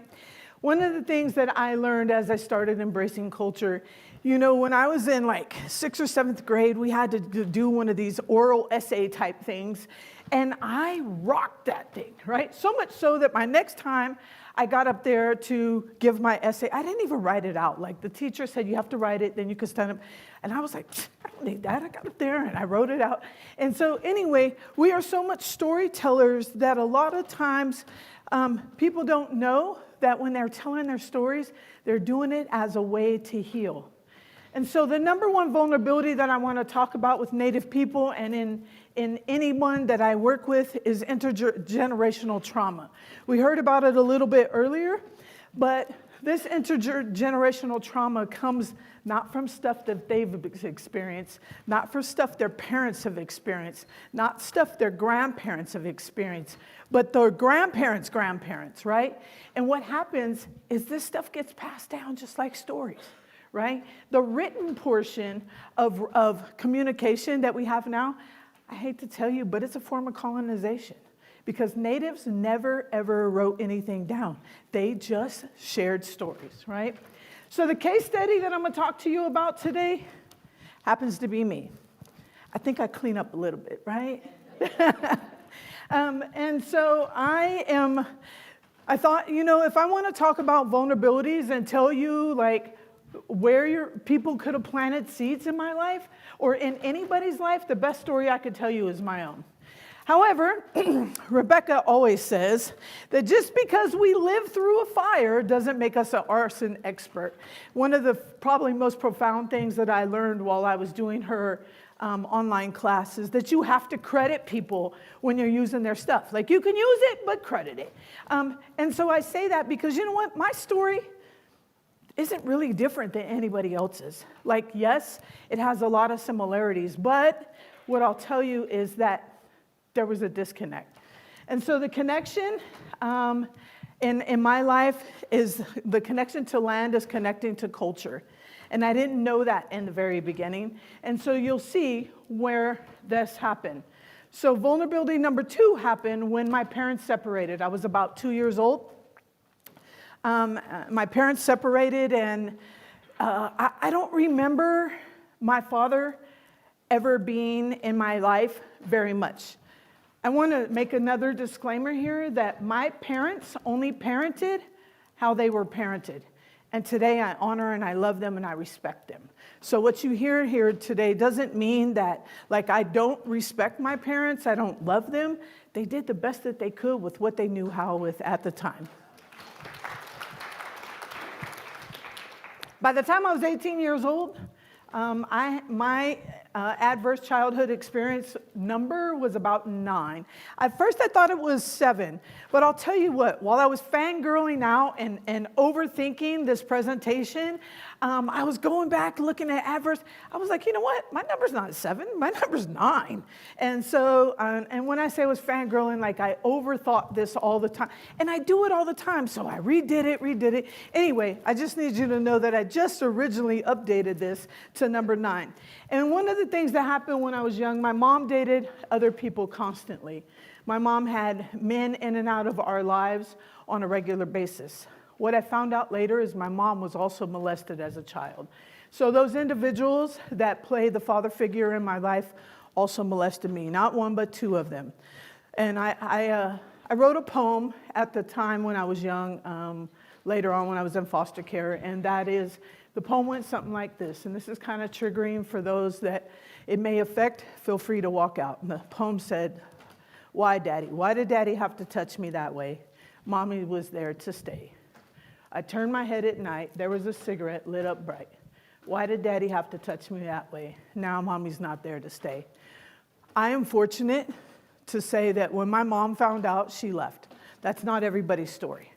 My mom believed me, right? I'll tell you, when I was growing up with my mother, she was very touchy, huggy, feely, and affectionate. Later on, I experienced something completely different. But my mom, believed me. I grew up my mom's only child. And so because I was molested, I had these vulnerabilities. My safety and connection, my safety and security were interrupted. When you think of Maslow's hierarchy of needs, the first two that need to happen before you can be this well self-esteemed person is the physiological needs need to be there, and also the safety and security need to be there. The minute my mom started introducing these other people into my life, I no longer had the safety and security. So I grew up thinking that I was my mom's significant other's favorite. They were supposed to like me better than her. And so therefore, at a very, very young age, I knew that I was different. I was different, and I would have friends on the playground. I remember being in the 3rd grade, and everybody talking about having a sleepover. And they were like, "It's your turn, Tina, to have a sleepover." And I didn't want anyone to come to my house and have a sleepover because I didn't want anything to happen to my friends like what was happening to me. So before I was I don't even know. I knew I was different.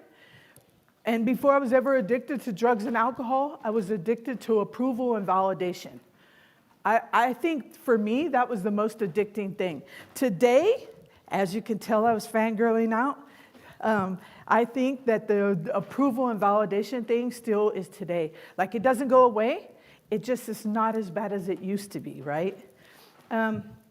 It's no secret that in Native communities, that we suffer from alcohol abuse, drug abuse, lack of services to any community, lack of education. And so when all of that happens, it moves an individual like myself to just strive to fit in. And so I wanted to fit in. I wanted to fit in no matter where I was. So I remember that my mom got me this year all the trendy clothes, and I was going to be set, right? But my mom was extremely prejudiced. She was so prejudiced, I was forbidden to have any black friends. Well, I need you to know I'm a little hard-headed. And so my very first friend, of course, was black. And so that was okay. She moved me schools and what have you. But then later on, in about the 6th or 7th grade, maybe I was in the 5th grade, she found out that my very first boyfriend was black. And she moved me from Sacramento, California to Washington, right? And she moved me to Washington. And remember all those clothes that I had that were super trendy and what have you? Washington was 5 years behind where I was just raised at. And so the clothes no longer fit in. And I couldn't fit in on the playground anymore. I couldn't fit in with the friends. So I, again, was looking for ways to fit in. So my mom had the substance in the back of her drawer. And, I was a nosy kid. I don't know if anybody else was, but I was a nosy kid. And so I found this stuff in the back of her drawer that must have followed us for a while. But I figured out it was marijuana, so I decided to take it to school. I decided to take it to school and introduce it to all my friends because I was going to have friends, right? They were going to think I was the cool person. Well, those people told on me. And not only did they tell on me and I got suspended, but the administration decided that it was time for them to expel me and I couldn't come back. So my mom decided that it was time. She couldn't do anything else. And so she sent me to live with my dad in Humboldt County. Talk about culture shock. My mom was completely Caucasian and my father was a practicing, embraced his culture 100%. My mom said, when you have a conversation with me, you look me at my eyes. That's how I know you're paying attention, right? And so when I got to my dad's and we were talking, he was like, why are you looking at me like that? Like, you're talking to me? And he was like, that's disrespect. So I had a hard time figuring out how to live in a Native household, right? I remember the first time my grandma took us to the mouth of the Klamath and introduced me to seaweed. I have to tell you that I stopped being Native at some sea fish and my ankles. You'll rarely see me go barefooted, ever, like hardly ever. And so when I was in Humboldt County, I didn't understand that that whole community is basically made up of Native American people, right? And you can't talk about human trafficking without talking about MMIW or MMIR. You can't talk about MMIR without talking about human trafficking, because I think I'd probably bet my left arm on it that probably the reason that 90% of these individuals have gone missing is because they were trafficked somewhere along the way. Just my thought. Humboldt County stats. I want you to know that those red dots on that map signify all the missing individuals right now. The yellow indicates murder cases that have yet to be solved. And so I'm sure, because that's Humboldt County and it's really small, that your guys' stats look similar to this. I couldn't find any, but I know for a fact that it's going on right here. And I need you to know this, and I want you to believe me, because for the longest you didn't think human trafficking was going on here, correct? Okay. So when I was with my dad, and he was super strict on me and all that stuff, I started running away. So I went to foster care. And I need you to know that Rebecca was talking about systems, right? And I believe that foster care is a system, especially for Native individuals. You see the little girl on the left? That happens to be my granddaughter, and that's the first time that she put on regalia. Do you see how happy she is? She's like, that's connecting to culture, right? And the little one over on the side is my niece, and her name is Harmony, and that was one of her very many first brush dances that she attended before she came about and had her ceremony. Luckily, the one on the left, unfortunately, the one on the left is in the system, but luckily, thanks to ICWA, she's placed with a Native family. ICWA, for those of you that don't know, stands for Indian Child Welfare Act. And I wish that that would have been in place when I was a kid. So in this foster care, I moved from foster care straight to a group home because I was kind of hard-headed, right? And so when I was in a group home, they made the mistake of putting me in a co-ed group home. So I was a teen mom, and I had my daughter. And my daughter and I decided that I was going to move and be on my own. And you know, I didn't feel like I fit in anywhere. My mom was Native, and I was raised with her, but then I knew my mom was Caucasian, and I was raised with her, but I knew there was this Native side, and I just didn't fit in. And so, you know that song, looking for love in all the wrong place? Am I dating myself? Oh. So I found this guy, and this guy was so handsome. Like, see, isn't he cute? This guy was so handsome. Like, at the time, I was into Jerry curls, and I mean, he had money, he had the car. And the truth of the matter is that he sold dope, and I liked it. I was enamored with that lifestyle, and I was really excited that he carried guns because he was like, oh, he's going to protect me. And so he had me, he said that he knew that I was struggling. He said, well, you know what? I have this, and you can sell this, and you can make some money for yourself. So I began selling dope for him. And then he had me cash some money orders. And so I never asked him. Like, I fully trusted him. I never asked him about the origin of the money orders. So when I took the money orders to the bank, they cashed them. And that night, the police had come out to my house looking for me for cash and stolen money orders. So when I was confronted about that, I went to confront them about it. And they told me, oh, just get in the car. Don't trip. We're going to re-up. So I got in the car with them, and they drove me to this rural area in between the Sacramento-San Joaquin County line. And they started stripping me. They thought that I was going to narc on them. And they asked me who I was working with. I didn't know at the time what they were talking about, and I thought at any moment, this guy who loves me, who has been taking care of me, was going to protect me. He was going to stop all this chaos and havoc. Well, I need you to know that that did not happen. And I say that with a smile because there was a long, many hours of drawn out stuff where they have me in this car and they have me at gunpoint, and the guy who I am so in love with and crushed on, he is arguing about whether or not his friend is going to shoot me in this car. And they're arguing, and his friend tells me, it's time for you to get out of the car. And I'm like, I'm not getting out. We're in the middle of nowhere. And so he puts a gun to my mouth and he tells me to get out. That night, they stood at the front of the car.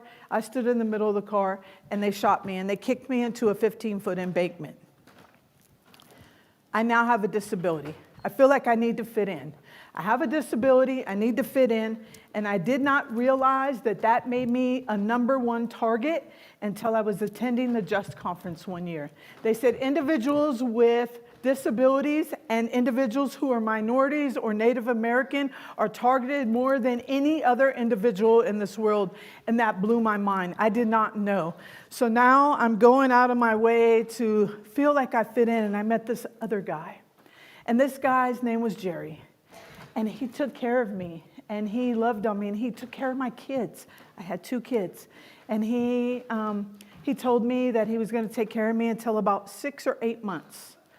And then about 6 or 8 months, he said, I've been taking care of you this long, and we're running out of money. But don't trip. I know a way that you can make some money. And so he says, don't worry, I'm going to handle it all. And he leaves and he comes back with some random person, and he tells me to do whatever the person wants.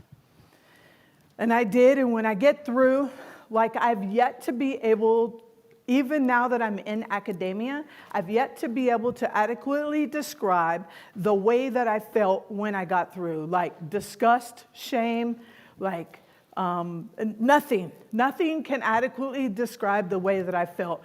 And he put his hand out and he said, where's the money? And when I handed it to him, he slapped me and he said, I've now laced your boots. That means that he taught me the game. And I worked for him for about another 6 months. And then he went to jail on unrelated charges. So I got away from him. But then what happened? That left me vulnerable and open for another individual. But this individual was different.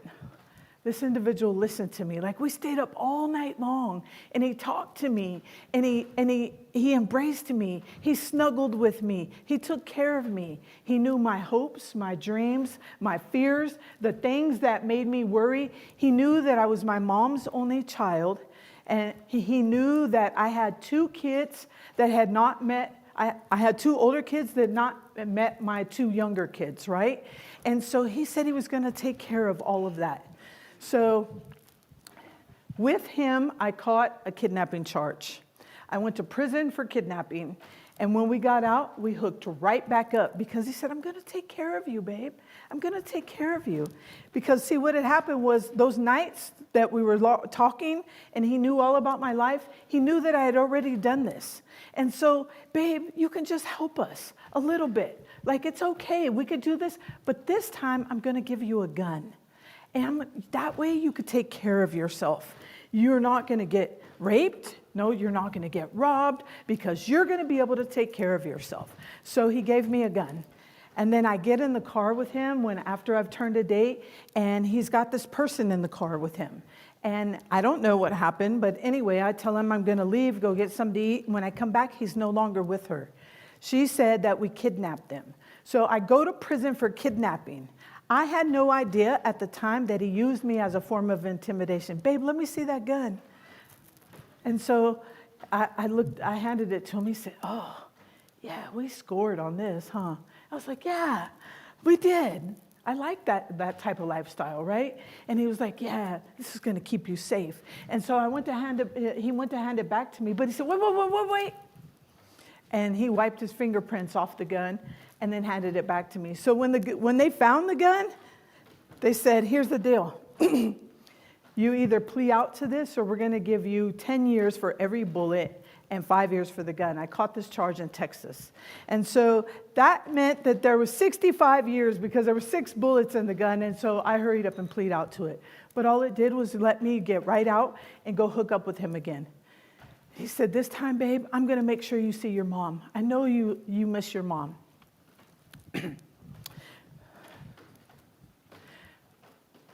Remember I told you I was my mom's only child? My mom made me promise that I would never put her in a convalescent home. Well, when I went to prison, my mom had a heart attack and a stroke, and she went to a convalescent home. And so he told me that he was going to make sure that we got there. So he put me on an 18-wheeler, and that was our moving hotel all the way to Washington, to Idaho, so I could see my mom. My mom said, I'm going to give you this car, and I want you to go see your kids and then come back and take me out of this place. So we got down to San Bernardino, and I got my kids and I put them in a hotel, and he said, now we need to go make some money to continue to pay for the hotel. And that night, I was like a rat race. I could not make enough money to pay for the hotel, to make enough money to make him happy. I could not do anything. But you know what? That was my bottom. Because you see, when you're raised with a certain set of morals, you always have this one set, right? But when you start in this line of work, then you erect your own. Well, okay, that's not that bad. It's part of the grooming process. Oh, well, it's not that bad. Okay, well, my bottom was as long as I never crossed my lifestyle with my family, then it wasn't that bad, right? Well, I left my kids in a hotel, and I never went back. I ended up going to prison again. But in prison is what happened. You know, a lot of times my sisters will say, don't say that. But I need you to know that I didn't get arrested, I got rescued. And I knew that I had finally hit my bottom. And while I was in prison, I met this lady named Josetta Bear. And she would be out on the track, and she was like Forrest Gump. She was out there, she was just running and running. And I asked her one day, Josetta, what are you doing? And she said, I'm training for a marathon. I said, a marathon? What is that? And she said, well, you run. And I said, how far is it? She said, 26.2 miles. And I was like, are you crazy? Well, at the time, fitness was not a part of my life, right? And so I thought, well, let me see what this chick's like. What's the thrill about this? So I started walking the long side in prison and running the corners. And then I'd walk the other side and then run the corner. And then until it got comfortable and I was able to run a mile. And then I was able to go up to about 3 miles. And I want to tell you that when I got to 3 miles, I was like, oh my gosh, I just ran 3 miles. And people were like, all right, good. I'm like, you don't understand. Like, it was new to me. But Josetta also took me to the sweat lodge in the prison system. And I want you to know that I had an ulterior motive for going to the sweat lodge. The reason is my father was instrumental in erecting the sweat lodges in prison, and I wanted some way to connect to him, right? Problem is I go to sweat on Saturday, and they'd say, don't go back over there to that place on Sunday. You're crossing 2 medicines. And then I go to church on Sunday, and they tell me, don't go back over there to that place on Saturday because you know what? You're opening yourself up to other spirits. But you know when I told you I was hard-headed? Like, I needed that. But what I really needed was to connect to culture. I needed that. My DNA called me, right? And so I had to change habits. Even when, like, I would get out of prison before, the first person I'd say, I'd be like, excuse me, can I bum a cigarette? And so when I got out this time, it was almost like habit. It was like, excuse me, could you buy me a soda? And so that change started on the inside of prison, and it continued while I was out on the outside. And then I ran into this guy named Steve Tanner. You see the guy in the blue? He was San Bernardino County Sheriff. He knew my whole entire story, but he saw a way to plant a seed in my life, right? I got out and I didn't have a desire to get a job. I didn't have a desire to get an education. I only wanted to run a marathon. You see, Josetta Bear got out before me, and unfortunately, she came back before she was able to run a marathon. And so I adopted her desire, and I wanted to run a marathon. And this guy took me to this place called the Loma Linda Lopers in Southern California, and they're a veteran marathon running club. And they helped me with shoes, and they helped me with the entrance into the marathon, and they helped me with the hotel. They were planting seeds for me. They were making connection. They knew my whole entire story. There was a part where I was training for this marathon where I still had an ankle bracelet on my ankle, right? I mean, he knew my whole entire story, and he still tucked me under his wing. And so I'm a firm believer that exercise is the most underutilized antidepressant in the world.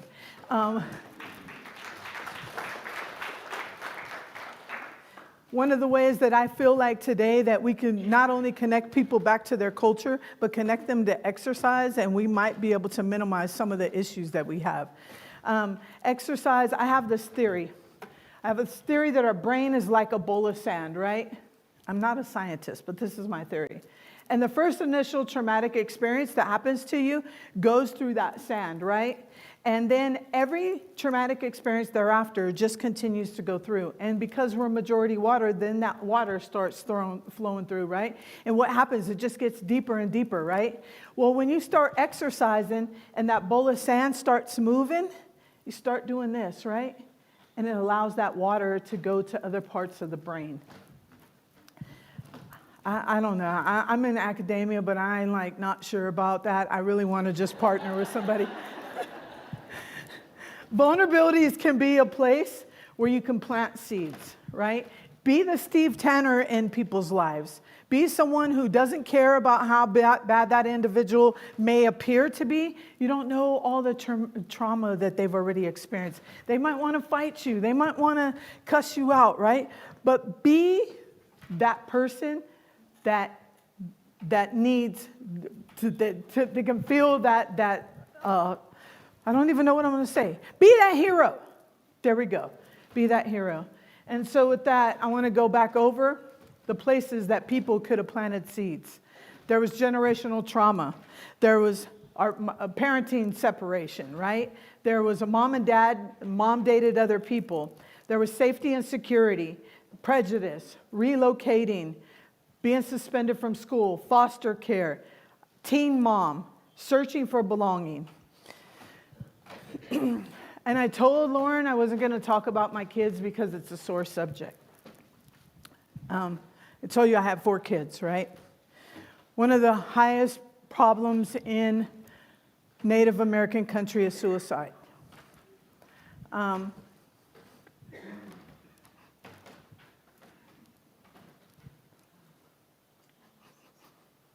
This was the first time that me and my 4 kids were ever reunited. And they accepted me and loved me. And I told you I do this work, right? And I'm able to help all these other people. But 3 years ago, I wasn't able to help my son. The one in the red hat committed suicide. And so we were reconnected, and he did see me sober. And he does still see me sober, right? And so in the Native community, if you're planting seeds, because you're surrounded by Native community in this area, if you're planting seeds in those Native Americans' lives, those youth's lives, whatever it might be, connecting them to culture, exercise, whatever, when you connect them to culture, then you get someone who stands up in front of you like this and is able to make jokes about their arm and able to put a face to their still resiliency in those young people. This is my family at, I don't know what year, but yeah, we're all like a rainbow of colors, right? And so it was really important to me. I asked my grandma about her 111s on her chin, and she told me, well, you would ask your mother, but since your mother's not Native, you'd have to ask your grandmother. And I said, oh, okay. So later, Grandma, well, what would that look like? Could I get my 111s? Yeah, you're living a good life. You can do that. Well, you see, the mantra in my head told me I wasn't good enough. I didn't belong. And so I constantly, I don't know enough about culture yet. Oh, I'm not dark enough. I'm too pale. Oh, I haven't done enough. Oh, I haven't serviced enough. And so this committee in my head continued to tell me that I wasn't good enough to get my 111s, right? And so even though I had permission, I had done it the right way. I had gifted my grandmother after she gave me permission. I contemplated it. I was still living in a good way. And then I had the honor and privilege of attending 2 other people who were really special in my life get their 111s. And so I was out jogging one day, and it was about 3 years after my grandma passed, and it was almost like she came and was jogging next to me. And I was thinking about my 111s, and I'm like, I'm not good enough. I don't know enough. She said, Tina!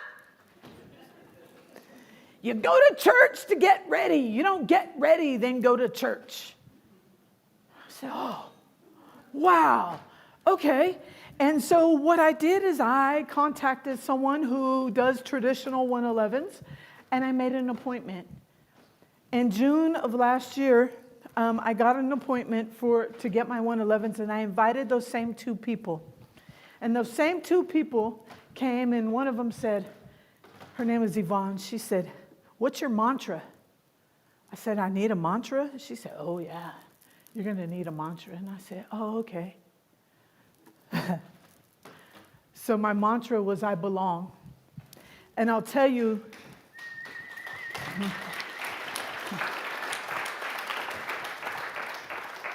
and so I tell you that every time I stop saying that mantra in my head, that ish hurt.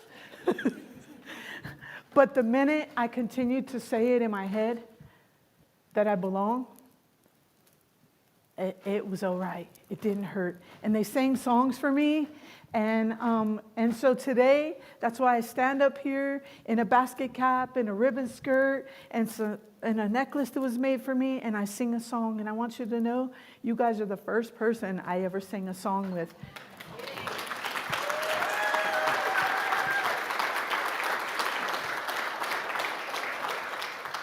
With that, I close with my information because I too represent an organization and I too can't run off of no money. But if you ever have some information that you want to connect somebody with and they're in Humboldt County and you need a resource or a network in that area, there I am. Thank you.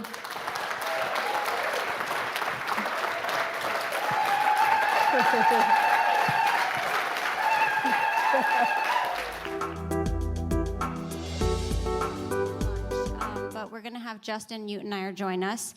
Justin is the Director of Programs at the EPIC Project, and the EPIC Project is a very unique organization. They are men fighting trafficking. And if you look at the if you look at the anti-trafficking movement, it's primarily made up of women. And, to have men have their presence in this movement and to make an impact and to talk to other men and say, hey, maybe it's not cool to buy sex is incredible. So we're so lucky that the EPIC Project exists. And I'd like to invite Justin up here. He's going to give us a session on demand. Welcome, Justin. Raise your hand if you like talking with your hands.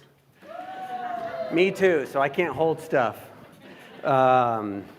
But I do have a couple of questions that stood out to me from the questions box. And so one of them is just a really, really honest question. It said, how do we end this if it's gone on since the beginning of time? Is it fixable? It's a really honest question. So thank you to whoever wrote that. I know that there were other questions in there. Some of them, the majority of the questions that were in there, if I'm not reading your question, it's because it's going to get answered.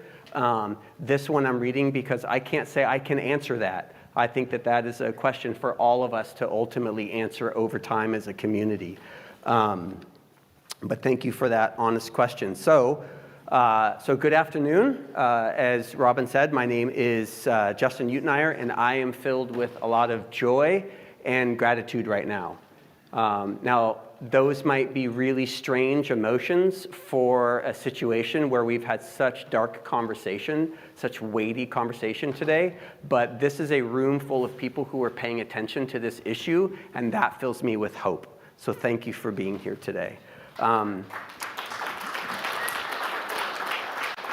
The reason that as Robin said, my title is I'm the Director of Programs at the EPIC Project. I helped build a program that allowed volunteer men to get off of the sidelines and engage in the issue. But I think that the reason that I am standing here on the stage is because I, along with those guys, just decided to get into the fight. We have been experimenting and learning and growing and doing the work of demand disruption for a little over a decade. Now, before we begin, I love those movies where the beginning of the movie is the last scene of the movie, and then they spend the whole movie working up to that scene, because I love to see if I can guess how they get to that scene. So I love those kind of movies. So I like to start off my presentations that way. So here's how I want to start off. Sexual exploitation is overwhelmingly fueled by the demand from men for women's bodies. Overwhelmingly fueled by men, okay? We've been doing this for a long time, and I can count on these two hands how many times we have had women purchasers try to contact us. Also, the only way to really, truly end the demand, so this is a very quiet room. I've just noticed all of a sudden, okay, everybody just relax. We're gonna have a conversation, settle in, we're gonna relax, have a conversation.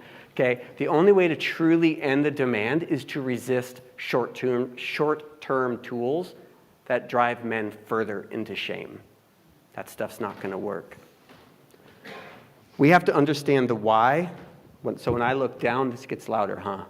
Okay, I'll try to be aware of that. We have to understand the why, the root driving demand, both individually for the individual person and culturally. What is driving demand? So after a decade of doing this work, I can tell you that it comes down to the stories of all of us, okay? And in our context today, that means not only sex buyers, but men in general. So I would like to begin with a little bit of a story about us. All right, let's see if this works. Clickers are working.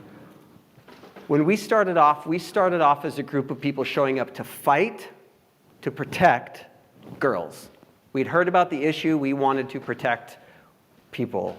We wanted to protect vulnerable girls. And in a minute, I'm going to show you a video of what it looks like for how we engage with buyers to set some context for that. But for right now, what I need you to know is that we showed up angry and disgusted. We were highly emotionally motivated, fist pounding on the table. We heard the stories that you've all heard today, and we just couldn't not do something.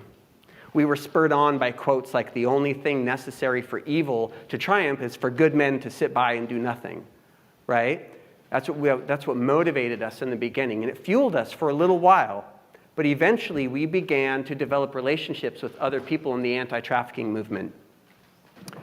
Most special among those relationships was with survivors.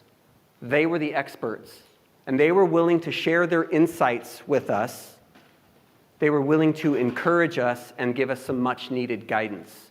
And so, trying to honor that wisdom and that guidance, we shifted from an angry posture to a little bit more of a curious posture.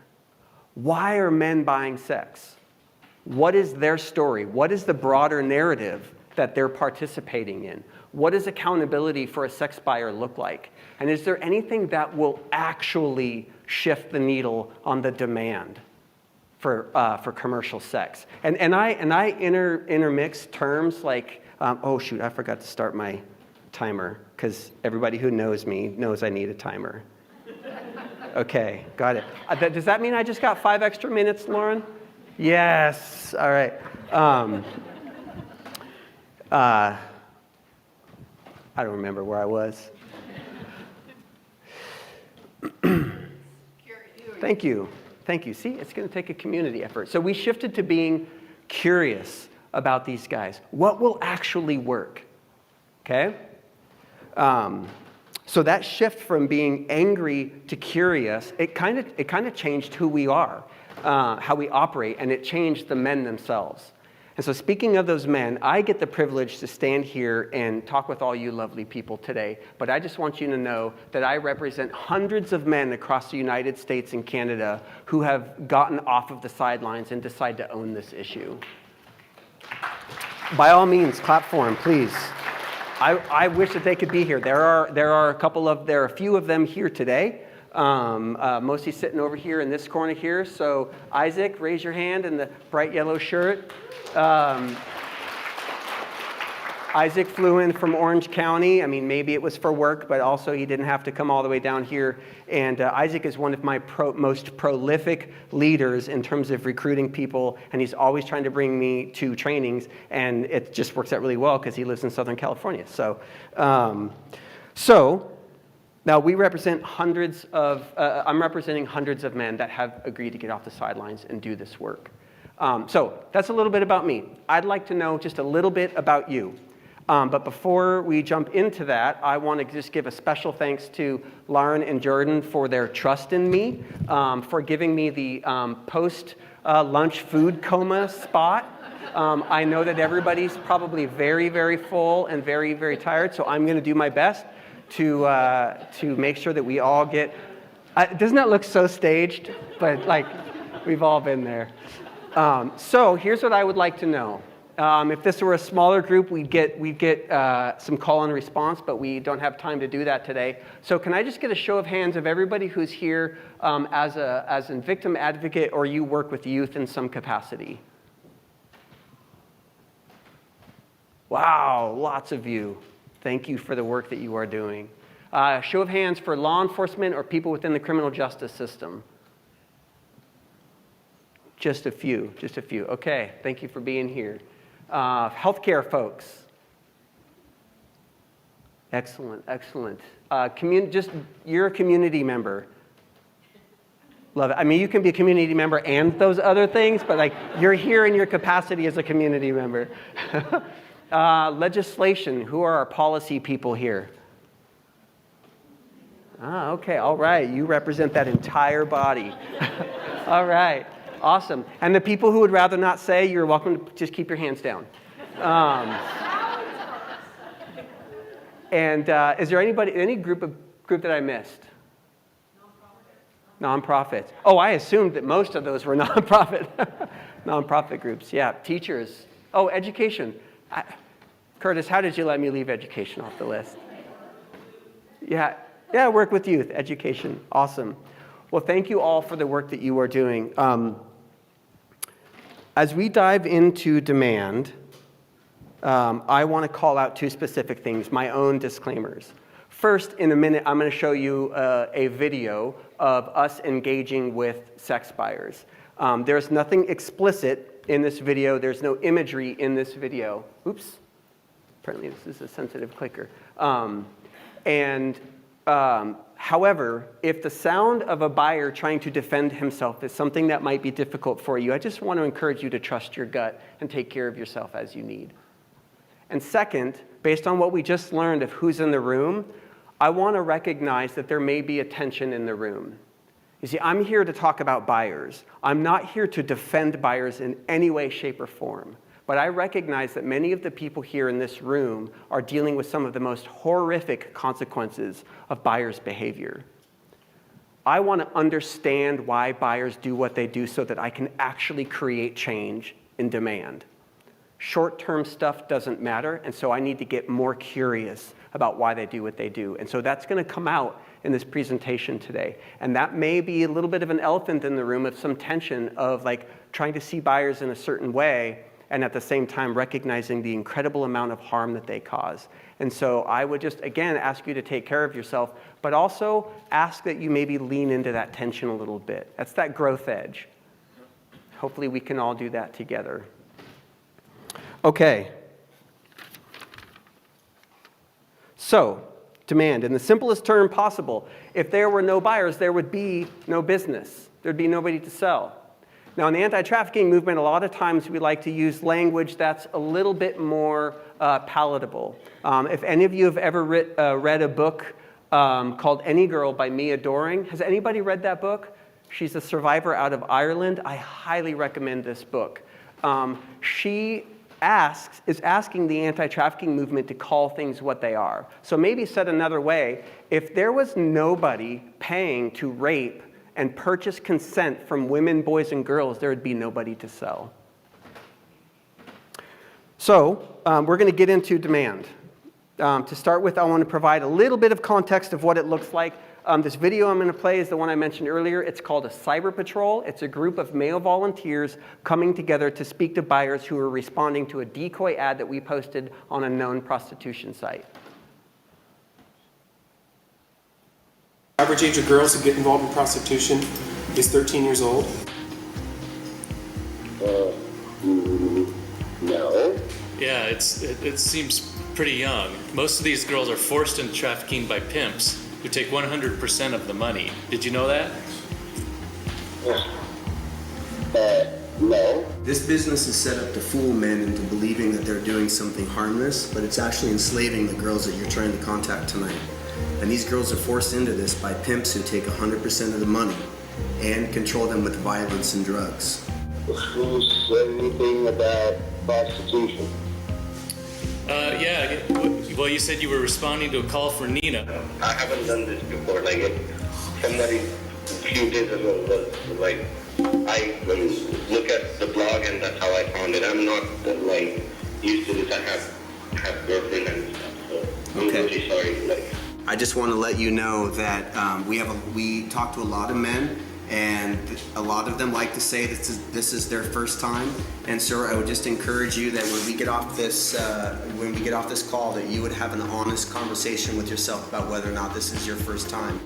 You know, a lot of guys who are in this business of calling for sex, trying to buy sex, oftentimes they have sexual addiction, and I can get you some contacts that can get you anonymous help, and I'd love to send you those links. And you're gonna delete this number from all the tracking stuff. I promise I'm never gonna do this. Well, I appreciate your sincerity, but I'm not going to delete the number. The number is on file, but I can tell you this.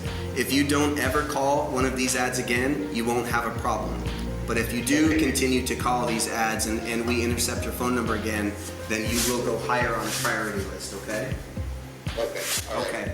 All right, well, thank you for your cooperation, and have a better night, okay? Thank you.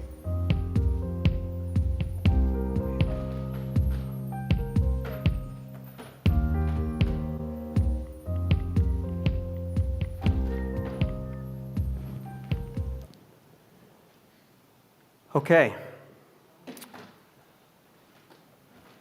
Take a deep breath if you need to. So we're going to get into a lot of the stuff that you just saw here. So let's jump right in, because I'm probably behind time already. I can kind of feel it. So before we get into who buyers are, I just want to do some calibration here. Most of you probably already know this. But just so it's said, and probably will need to be said again and again and again, Hollywood is not always helpful. While the attention, and Lauren kind of mentioned this earlier with the Sound of Freedom, the attention brought to the issue of trafficking is not necessarily unwelcome, but whether you're the gun-toting badass or the benevolent sex buyer who falls in love with the pretty prostitute, the problem with that narrative is not that it's wrong, it's that it's drawing the attention away from the fact that trafficking is vulnerable people and it's hidden in plain sight. It's like what Christine talked about, like being able to look out for the kids who are exhibiting signs of something's not right here. Okay, so sex buyers. Who are these guys? So first of all, this is a pie chart of 157 men that were arrested up in King County several years ago. And this is just an occupational pie chart to say, to illustrate the point that there is no such thing as a sex buyer type, an individual type of person. I'm sorry to say this to the men in the room, but it's guys that look like me and all the rest of you. They just look like us. There's nothing specifically unique about them. So that really should say common buyer motivations. Research says that there's these basic 5 types. Seeking companionship or comfort. Oftentimes we get text messages, GFE question mark. Well, usually those are like a whole paragraph of stuff like, I want to go on a long walk on the beach and da-da-da. Like, will you be my girlfriend, listen to my jokes, blah, blah, blah. They still expect sex at the end. It's still transactional. But the experience that they're looking for is more companionship or comfort. Wanting a different kind of sex, whatever their situation is, they're not able to get what they want at home. Wanting a feminine or a subservient woman is these guys that are really trying to live out some sort of misogynistic kind of way that they see the world. The dirty whore fantasy is the guys that really think of, there's 2 types of women in the world. There's dirty whores, and then there's mothers. And they just can't see anything different. And so that's how they justify the activity that they're doing. And then sex is a commodity for our exchange. And these are our guys that just send us real short text messages like QV question mark, 15-minute question mark, car date question mark, all that kind of stuff. The interesting thing to point out, though, to kind of set the stage for where we're going to go later on in my conversation, is 4 out of 5 of these are about relationships. They're about the way that men see themselves in relationship to women. So, do all men buy sex? The question that I read earlier about, it suggested this idea of like, it's been going on for so long. And you get this kind of idea that like, well, all guys do it. Turns out it's actually a little bit better of a story than you would think from a data perspective. So there's a lot of data to support that 15 to 20% of men will buy sex at least once in their lifetime. Now that's a lot of people. And, not but, and another way to look at this is 80 to 85% of men will not buy sex in their lifetime. I consider those potential allies. Also, the sex market is roughly divided up into like a 1/4, 3/4 situation. 25% of sex buyers are buying so frequently, we call them high frequency buyers, which means 6 times or more per year, are buying so frequently that they're actually making up about 75% of the market activity. Now there's an interesting, by the way, this all comes from a research project called the Who Buys Sex report that was put out in 2019, I think, by an organization called Demand Abolition. The sample size was over 8,000 men, and it is widely regarded as a reputable source of buyer and demand research data, which is very difficult to come by. There are no exit surveys, and it is very, very difficult. So one of the interesting pieces of data in there is that 20% of guys would consider becoming sex buyers. So these are not active sex buyers, and they've never bought sex, but they might if the circumstances were right.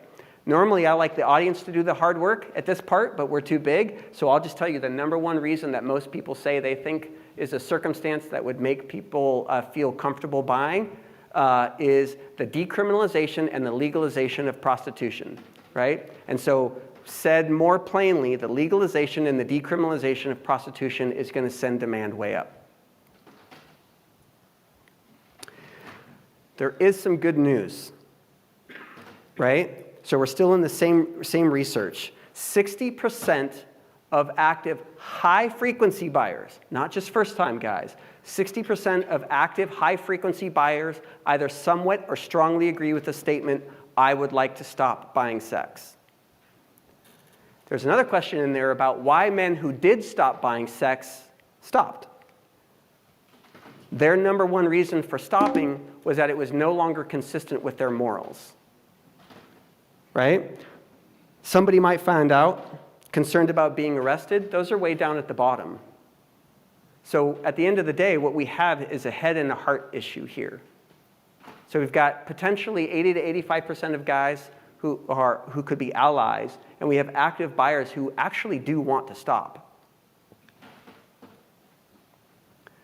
Interestingly, though, when you look at the beliefs that they hold about themselves and about prostitution, they're just guys being guys. They're just taking care of their needs. It's mostly a victimless crime. Prostitutes are an instrument for sex.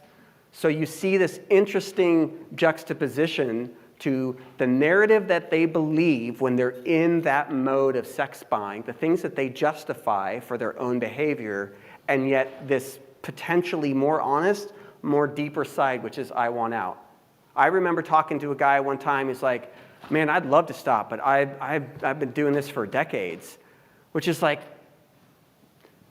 it's so frustrating because you have no right to do this once, let alone decades. And yet so many people who are addicts would tell you that they've tried everything. And so how do you stop? Which is, again, we want to get to why do people do what they're doing so that we can help them to stop. This is just a slide that shows, it's a recording of several recordings of different ways that we have engaged buyers, but just one that I want to point out is this little exchange, which is such a beautiful illustration of what we see so often when we talk to buyers. Is it working for you? Well, physically it is, but emotionally I would prefer someone that I could enjoy life with. Again, I realize that there's a tension between, I really don't give a damn what you enjoy and what you want out of life. Stop harming people. And how we stop them from harming people is paying attention to the shame that people are living with and how do we help them to get out of that. So I want to give the last word, not of my talk, in case any of you are like, oh, thank goodness he's done, of this section.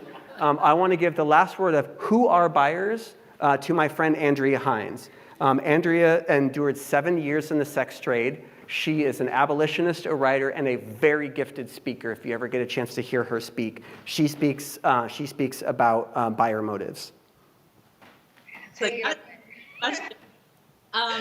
Well, I'm a corrections graduate, and if you've heard me speak anywhere or read anything I've written, I think I'm a broken record in saying this, but I really think it's like my phrase of a lifetime that I just keep coming back to, and that is that we need to separate the offender from their offense.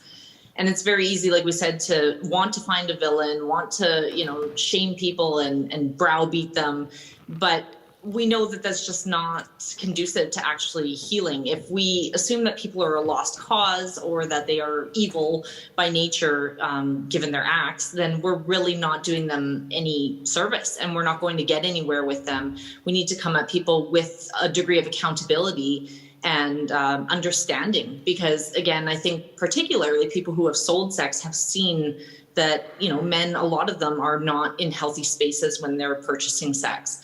For me personally, there was 3 basic buyers. There was the ignorant buyer that just didn't know what was going on, just kind of, oh, no harm, no foul. This place is licensed or this is legal where I live. No biggie, right? Then there would be, again, the damaged, hurt man who is, just not in a healthy space.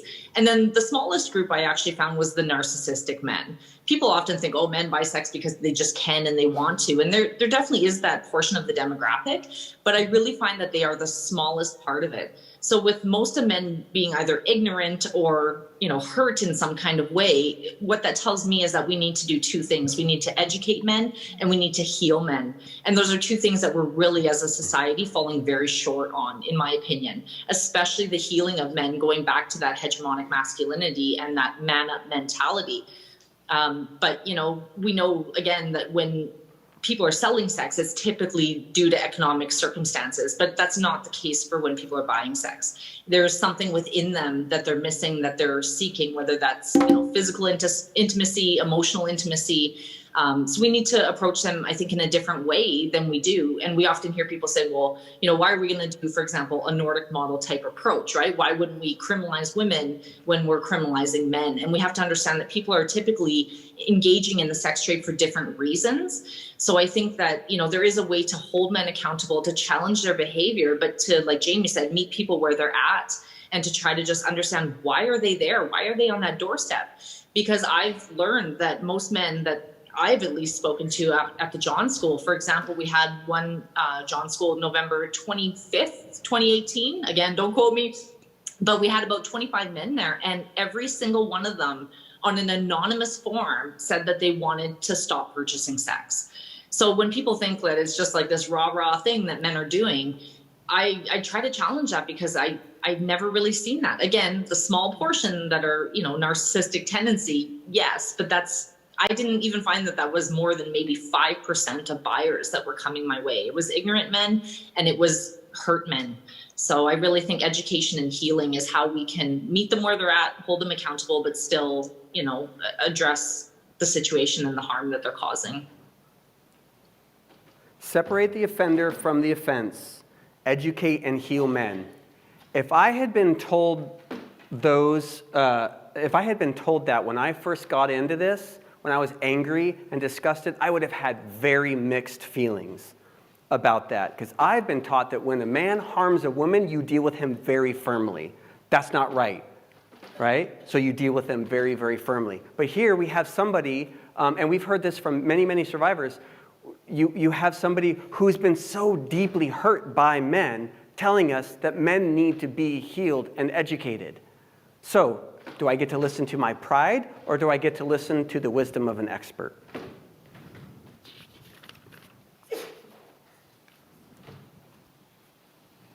Okay, so with a deeper understanding of who buyers are, we had to expand what disruption meant. By the way, are you hearing the little drum beats coming in? Okay. We had to expand what disruption actually means. So, when we started out disrupting transactions. But we soon realized that was not enough, right? Demand is fueled by a horrific set of cultural norms. Cultural norms that say women's bodies are here for our pleasure and nothing more. Norms that say men are simply defined by what we conquer sexually, financially, and professionally. Norms that make it so easy for sex to be commodified. Norms that need to be dismantled. This requires personal disruption, and this has been some of the most interesting work that we've done. I myself have experienced this, whether it's been my own passive acceptance or my own participation in pornography. I have contributed to the commodification of women's bodies. I am part of the problem. And we need men to be willing to be humble enough to recognize that they may have and continue to be part of the problem.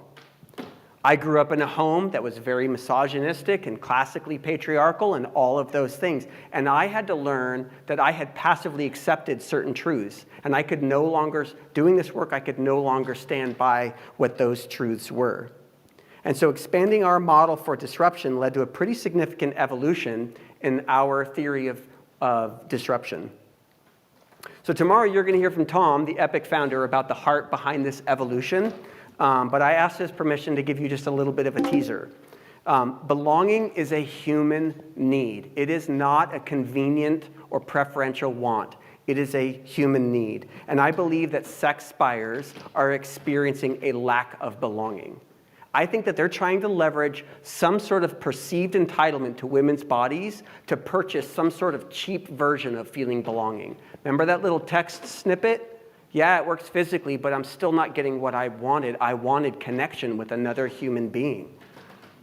I've heard it said that trying to end the demand for sex trafficking by connecting with buyers is like fighting a forest fire with a garden hose. I totally get that sentiment. The problem is huge. Sex buyers are deplorable.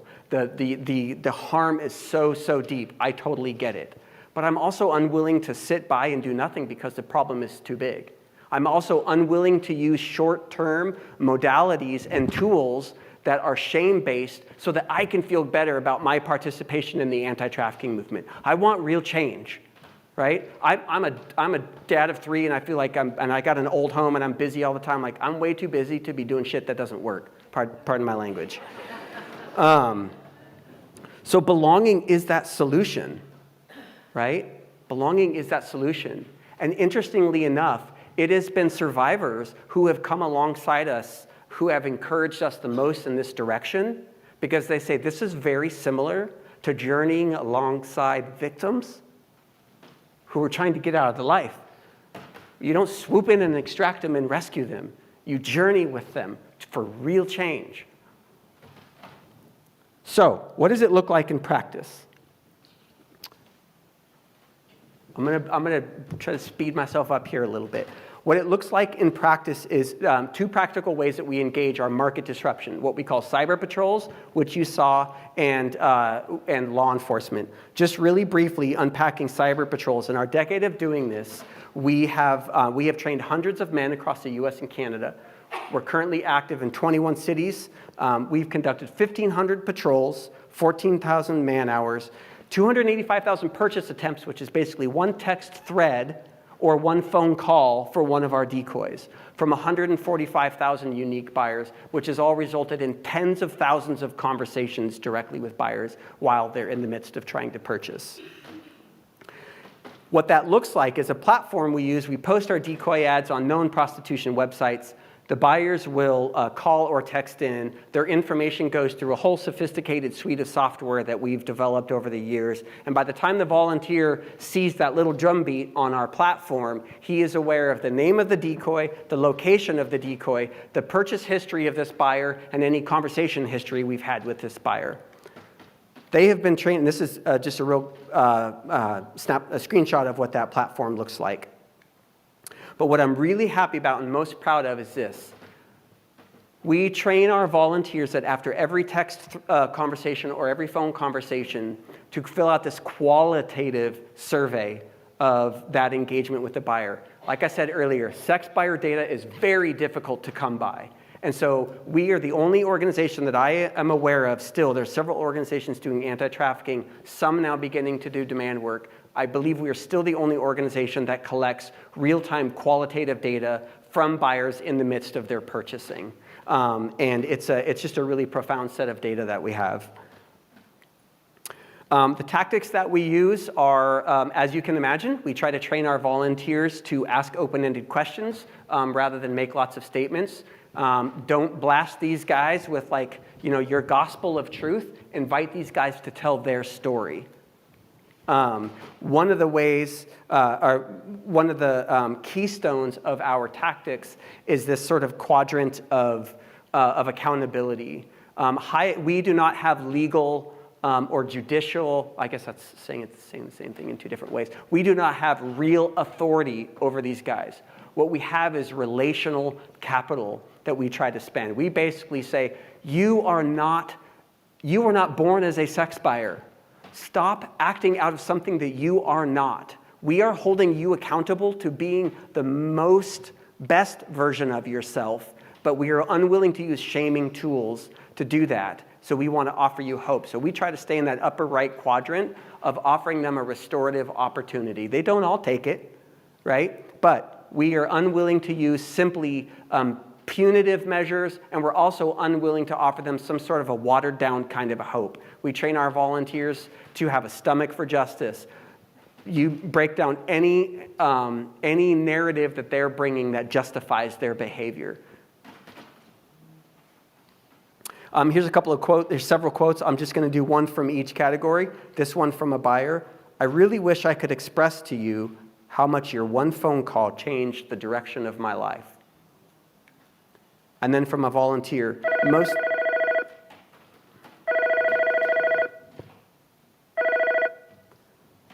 most of the buyers I talked to started out like I did. Pornography was the common gateway. The difference between me and them was that they did not have someone to help pull them out of the hole like I had. Okay. I wish I could express to you how much your one phone call changed my life. Connection. This guy doesn't become a sex buyer because he had connection at a vulnerable moment in his life. That's what we're trying to offer these guys. Collaborating with law enforcement is the other way that we participate in market disruption. One of my favorite quotes in the anti-trafficking movement is, "We can't arrest our way out of this problem." Maybe said in victim services, maybe said another way is, we can't rescue our way out of this problem, right? It requires something so much more of us than that.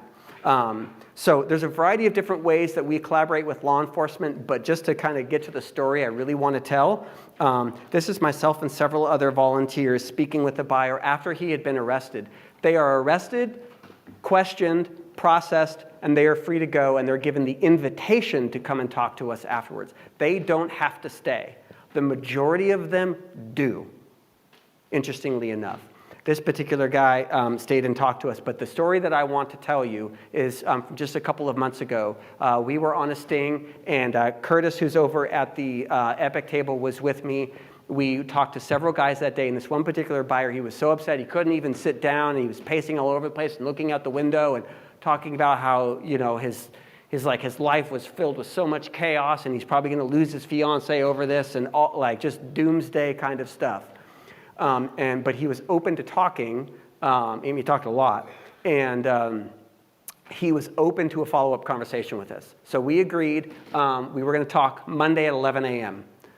We actually asked him to put it on his calendar. Monday at 11 a.m., we called him. He drank himself stupid all weekend and woke up Monday, and he's like, I'm going to talk to these guys. I'm ready for some help. I'm ready for a new direction in my life. So he instigated, 1 week later, will you call me again? And my commitment is I will have found a group. Okay. So we called him in a week. He had, in fact, found a group. And then a few weeks after that was the John School, or it's called SBAD, Sex Buyer Accountability and Diversion, up in Portland. And he knew that we were going to be teaching at the John School. We knew that he was going to be at the John School as a recently arrested buyer. And so we connected there, and he asked our volunteer if he could take him out to lunch. He insisted on paying, and I just found out yesterday on the drive down that he's been sober since that first weekend where he drank himself stupid. And so we are trying to, that's what we're trying to do. We're trying to get these guys on a pathway out of what they're doing. Sure, it would feel really good in that moment while we've got this guy in a hotel room, having just been arrested, he's at this low point. Sure, it would feel great to tear into him about all the pain he's doing and how disgusting it is. But I would rather do the hard work of talking with this guy and journeying with him out of his participation in the life. This is one of my favorite quotes from the surveys that we asked buyers to participate after the John School. Program better than expected, powerful, effective, going home to take a shower and cry. Good. Good. That's how you should feel. So, beyond market disruption, we talked about cultural disruption.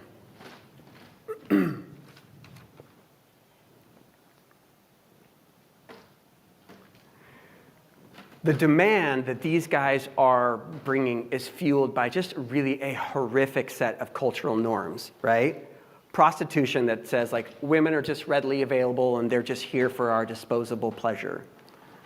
Or cultural norms that just restrict men so horribly. Or the extremely offensive and disgusting and degrading hypersexualization of our culture that objectifies women to be like beers and burgers.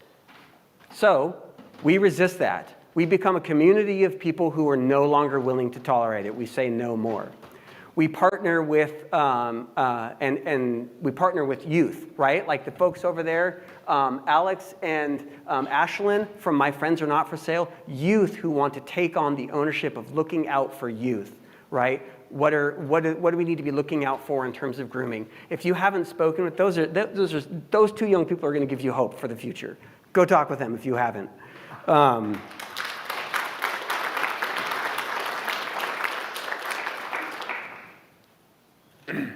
Tom, are you telling the middle school story? Several weeks ago, if there was time, Alex, I'd have you come up here and tell the story.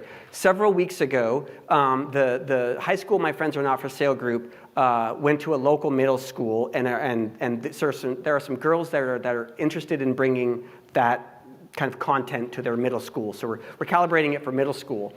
We had this lunch though, but it was for the boys. Middle school boys lunch. Come and talk about My Friends Are Not For Sale.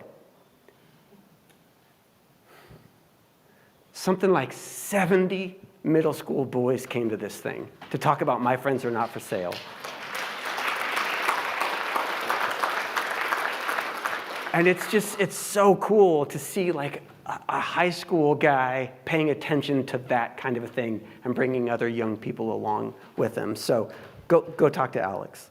Also, my friend Carl, who joined the Trafficking Hub campaign. If you're not familiar with it, it was an online digital campaign to take down the porn site Pornhub, the world's #1 pornography site, after they had been caught posting content of minors being raped for pornographic consumption content. My friend Carl joined the online social media space, just a sewer of a job, to challenge the people who were defending Pornhub, free speech and all that sort of stuff. That was how he wanted to participate in changing culture. All of this is really, really hard work. And some of it requires us guys to have our personal disruption, like I mentioned earlier.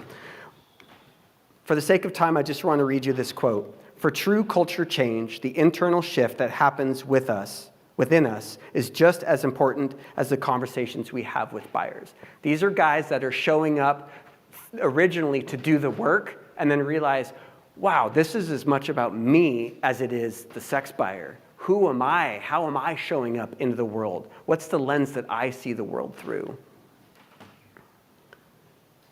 So, I'm almost going to finish on time. Oh, I got another 30 minutes? No. Oh, 4. Okay. I could do it.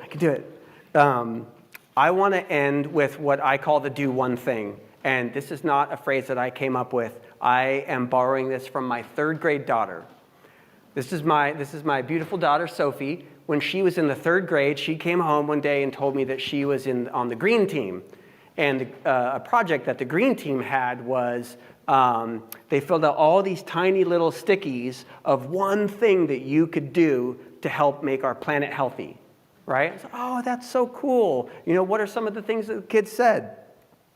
And I love this one here. I will take 5-minute showers. My daughter was in the 3rd grade at the time. She's 14 now. If I could get her to take a 5-minute shower, that would be a miracle.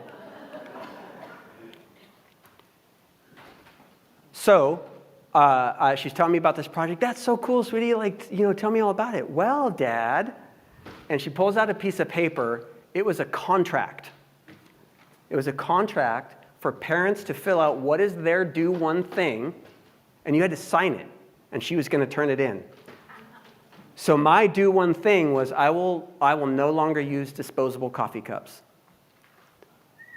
And anybody who knows me knows that for the last 5 years, I have been walking around with some sort of a coffee mug almost always attached to my hip. And sometimes people are like, oh, that's cool. And sometimes people just look at me like oh, you're from Portland. I can tell.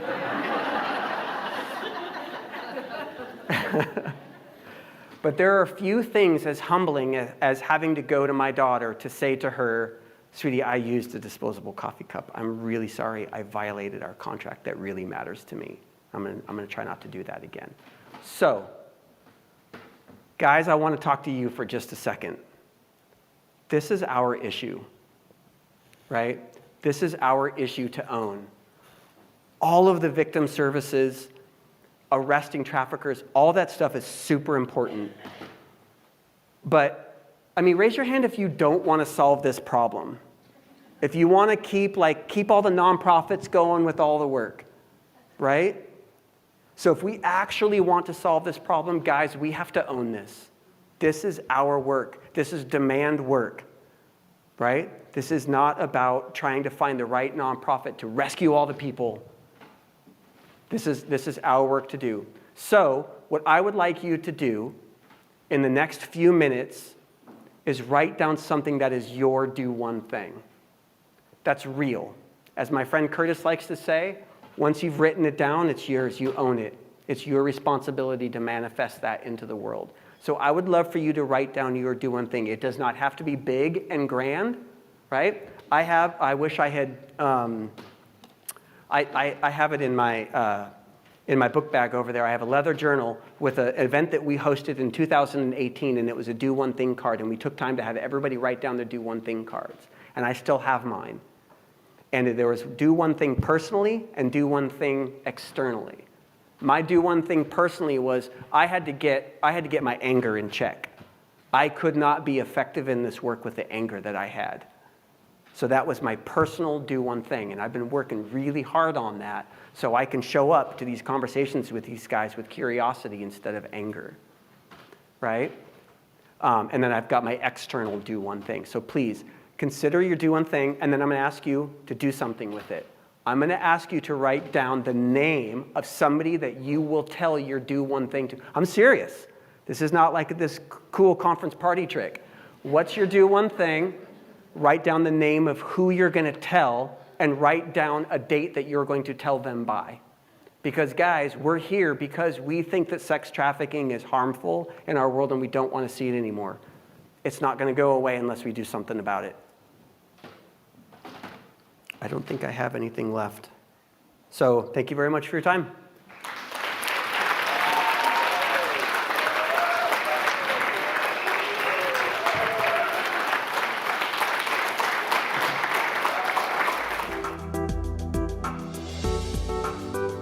Right now. It's in the back of your programs, and it's called the Masculine Wilderness Podcast.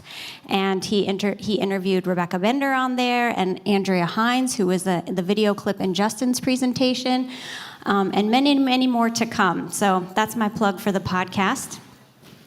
It's actually Tom's podcast. I just do the behind-the-scene nerdy stuff. Yeah. Anyway, so Tom's going to moderate today because he knows this issue deeply, and he knows these presenters deeply, and there isn't a better person for the job. And Tom's going to be presenting tomorrow on raising safe sons. So definitely don't miss that. So without further ado, now I'm going to introduce Tom again, who's going to introduce all the panel again. So we need to introduce him again? All right. Thank you. Before we get to the questions, and I have some questions that just have come to mind listening to all of them share today. But before we do that, I want to do a public service announcement for these people and anybody else that you'll see stand up here, anybody else that does this kind of work, okay? The announcement is this. Well, before I give the announcement, let me set this up a little bit more. How many of you ever gone to a party? Right? Okay, good. It's a good sign.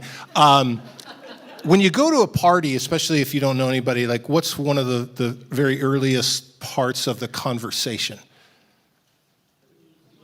What do you do? So now imagine these folks going to a party and getting asked that question. Or Thanksgiving, or Christmas, or yeah. So here's my public service announcement. It's really just more of a request. Invite them to a party, okay? And if they don't want to talk, they don't have to talk, but just invite them to a party, okay? And anybody else that you see up here that you know is doing this work, I think I've heard everybody today that's shared allude to this, that this is really, really hard work to do, and we have to do it in community. So just remember that as we go through this time, okay? All right, this concludes my public service announcement. I have some questions that I'm hoping, I'm going to presume a little bit, but I'm hoping that these questions will be similar to ones maybe that are rattling around in your head as you've listened to and have been processing the things that have been shared. So I have a couple of general questions that anybody is free to answer. And then I have some more targeted questions for all of you as individuals, but even that, like Justin, if I ask you a question and anybody else has something to add, by all means do that, okay? Let's get this one out of the way first. With respect to this issue of sexual exploitation, what would you say are some of the most persistent myths that exist, and why are they so hard to kind of get rid of? What are the things that create the barriers in your work? So that's to anybody, whoever wants to jump in. I got it. When talking about barriers in work, the biggest barrier that I have is that for the demographic that I work with, and not saying that I don't work with more, but the primary individuals I work with are from who have been sex trafficked, although there's familial trafficking that's prevalent in Humboldt County. I just don't work with them significantly, and that is this, that 80% of the individuals who are being trafficked don't even know that they're being trafficked.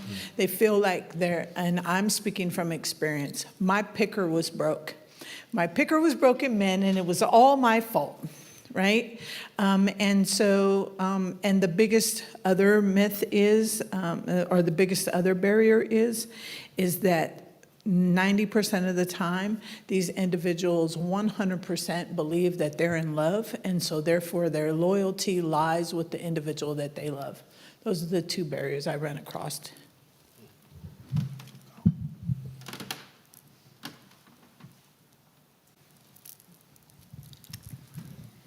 I think can you hear me? I think with familial trafficking, it's for one that it's often not included in events like this. So when people talk about sex trafficking, they're solely talking about pimp control trafficking. You're missing a huge demographic of folks who can always feel invisible. And then if somebody is identified, there's a huge barrier to be able to get care, like whether that's a safe home or therapeutic services, or any type, or feeling like they belong in a survivor space even, because there's been protocol set up for how we know somebody is trafficked and how they fit the federal definition, or the safe home's only for XYZ, and they often aren't included in that or accepted in those populations. And so we just have to, like I wrote something in the TIP report last year about not having a singular narrative, that human trafficking isn't a singular narrative. It's not only an 18-year-old girl or female who meets an older guy. With the adult population of familial trafficking, there's also a lot of folks in the LGBTQ community. So we have to understand that it's not even just one gender. Everything is very gendered in this conversation, and a lot of folks like that. So, then when we talk about that population, is there even access to a safe home for an LGBTQ individual, or especially a male? There's a male survivor who reached out to me through Instagram, and I was trying to find him. There was like a safe home, and without being in a DB shelter, there was literally one male safe home. So that, I could go on, but that I will not. That's so well said. Yeah, I'm curious then, like for the folks on either end of this, like from a community engagement, service provision, and specifically from engaging men, what are the really tamper-resistant myths that you guys encounter? I can go first if you want. I think as I'm listening to these incredible people talk, I think one of the things that comes to mind is my first interaction with a survivor in this work, specifically with Community Works, ended up being a female who I initially had identified as being a survivor of trafficking. We had provided her and her daughter so much support and so much resources and so much advocacy work and safety, including hotels and safe phones for months, only to find out that female that we were supporting was actually trafficking her own daughter and was able to manipulate our resources and support, unfortunately. And for me, that was a really big eye-opener for me in this work to understand at an early stage that females make really great traffickers and that males are victims of trafficking as well, and to not just have a standard or a quick identifier that because females come forward. Of course, we always come from the first standpoint of we believe them, we trust them, until that, of course, changes. But I think that's important to lift up, that was something that came to light in my work.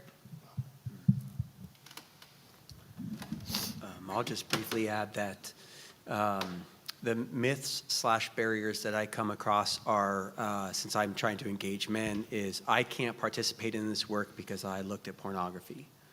And so that is a barrier. It's less of a myth, but that is a barrier. Maybe the myth is that there are some men out there that have never looked at pornography. That's the myth part? That's the myth part. Okay. Or that, like, well, there's a type of person that looks at pornography, and so therefore that's the type of person that is a sex buyer. So, but also, and kind of like what I was referencing earlier, is that the problem's just too big. It's just too old. It's too big. We'll never fix it. So, why try? And I think that that's an absolute myth. I think that it is fixable. I would agree with that. That's a myth that is also a very convenient barrier. It's like, well, can't do anything about it. Kind of in the same like high level view from each of your unique perspectives that you've spoken from today. What do you see on the kind of the wider landscape? Either issues or trends in this work that needs more attention that it's not currently getting? What are some things that people aren't talking about enough in this work? I think people are scared to use the word trafficking. I think people, when trafficking comes to their mind, it brings a lot of myths and what the media has unfortunately portrayed it to be for a really long time. And so, at least from the work that we provide in advocacy, it's really using the word, giving strength behind the word, giving strength behind the movement to say that it's not going to take 1 or 5 people, it's going to take a whole community to really bring change and change over years and years of time. So just, I think one thing that I would really love to see change is people feeling more comfortable with the word trafficking. Domestic violence took a really long time. People admitting to go to therapy took a really long time for people to come forward and say without being criticized or looked at weirdly. And I think that trafficking still needs that from the community. Demand. Yes. Yep. In a word? I'll add, so there's a lot of trends in the movement, I would say, but I would say like something that, can you repeat your question? I'm sorry, I lost my train of thought. Just briefly. What is not being talked about that needs to be talked about? The long-term health and mental health effects of being exploited, like for especially a long period of time, that, a lot of safe homes are like 6 months, or at the longest one I know of is 2 years. And so what, if you went through this, you would not be okay in 6 months. And so like. Or even 2 years, right? Or even 2 years. I mean, it's been a long time for me, and I'm still in therapy. I mean, I'm fine to say that because I think we all should be in therapy. Mm-hmm. But, absolutely. But like, and the other thing I'll add is having cost-effective or even freely available therapeutic services and healthcare services for like when the trauma resides in your body for a long time. Sometimes the effects of that don't come out immediately. You might have had a broken leg or knocked out tooth or other major health consequences, but sometimes those health consequences don't present in your body till much later in life. And then do we have time and care and support and trauma-informed medical care to that you're not asked how many sexual partners you've had every time you go into the doctor. To be able to feel like you can walk through that door of that clinic. And I will add, especially dental offices can be hugely traumatic for survivors. And so do we have trauma-informed dentists? So many more things. Kind of piggybacking on that, and it's actually, Rosa, more just for you because this is our host community for this event, but what do you see that are perhaps unrecognized strengths and possibly weaknesses in smaller communities responding to this issue? What are some things, both strengths and areas of growth that you see in smaller, more widespread, more rural communities? That's a really good question, Tom. Thank you, Rosa. Gosh. Oh, gosh. I feel like our strengths, really, especially talking about our community, is like you all being here. Every training that I've had the opportunity to provide in Jackson County, I always feel like I leave those trainings feeling more empowered by the audiences, more so than anything else that I'm doing in this work. So to see that enthusiasm behind the movement and what can I do and what happens when I see someone, how can I intervene, I really want to help. I think that is our strength. I think we all, like Justin had, no one rose their hands when they don't want this to continue happening, or they do want it. I forget, that's like a redundant question. Yeah. I said that wrong. But that situation really shows that we all simply want change. We want people to not have to walk a life of exploitation.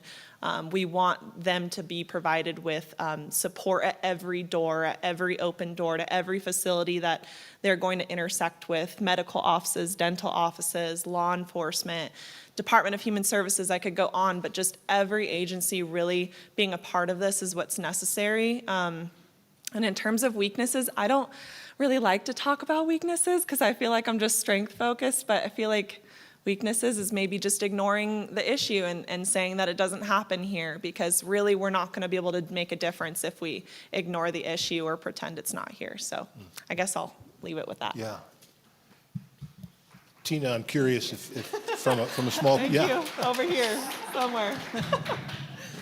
So I just want to give Oregon and Jackson County a round of applause, if you guys can help me. Yeah. I say that because being in California, like I was sharing with Tom, like I have heard Epic Project Ring. I have heard the things that are being done in Oregon, down in California.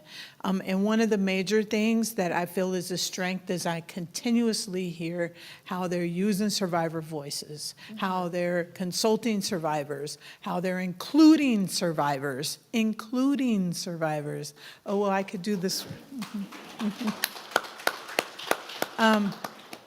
And I'm not going to throw any other state or county underneath the bus, but not everyone's doing that. Yeah. And so I just want to say kudos to Oregon and Jackson County.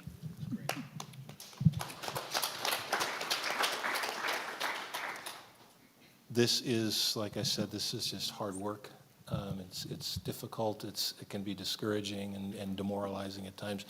I'm curious, I want to start with you, Justin, and then anybody else who wants to jump in, but for you, and you can answer this more personally or more generally, but like what kind of toll has this work taken on you, or if you would presume to speak or dare to speak for the volunteers as well, like how has this affected the men that are kind of in the trenches with us? What do you see? That's a good question. I'm tempted to answer the question in sort of the 30,000-foot level of what I see professionally, but it's probably because I'm often afraid to talk about it personally, which means I probably should. And I was just talking about this with my new friend Keenan. Yes, that I struggle with anger a lot. And there's a background story there. And oftentimes I was allowed to be angry when I was using my anger towards a good cause. And this was certainly that. And I wasn't feeling good about it. And I certainly was not being effective. And doing this work has been, the personal effect on me is that I've had to kind of confront that anger and that steady, not explosive kind of in the moment, but that steady drip of cynicism that just erodes hope. That kind of anger that just robs your soul of being able to see what is good in the world. I remember having days where I would just beat a Tom, like one of our decoy numbers wasn't working anymore, and I did some research as to like what happened to that number, and I found that some buyers were posting on a forum about the work, about like, I called these guys, and I called this decoy, and I talked to these random guys, and what was that? And then all these buyers started chiming in about what they, like with just visceral, like, well, who are they to tell us that we can't do A, B, and C to whoever we want to? And they were really explicit and specific and graphic with what A, B, and C was. And I was just like I just remember that day so surreally. And it was like 10 a.m. And Tom's like, go home, take the day off. Yeah, you were done.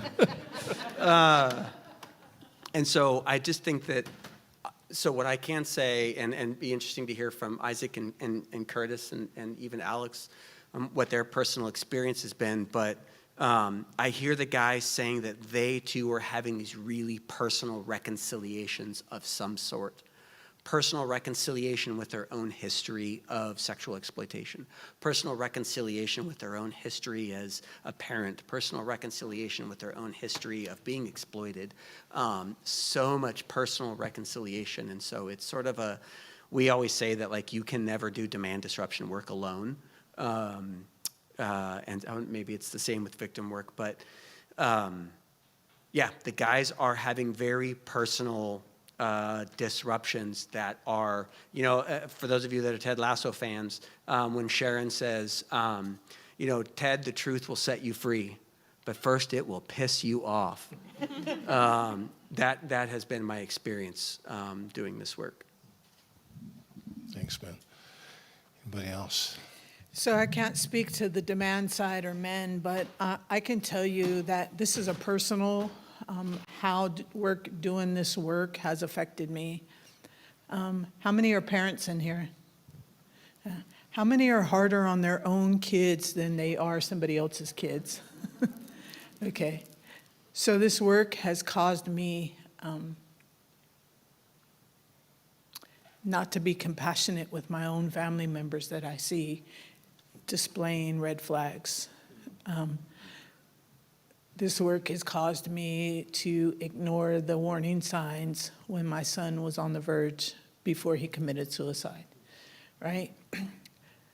Just as recently as last night, I got a phone call that my niece was in crisis and running around in Eureka, and my response was, leave her.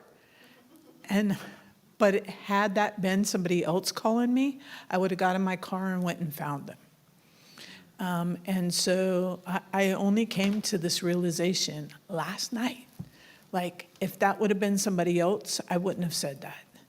And so I'm harder on my own family than I am anyone else. And so I'm taking a look at that, and I'm being transparent, and I'm speaking it out so that I can take accountability for that. Thank you.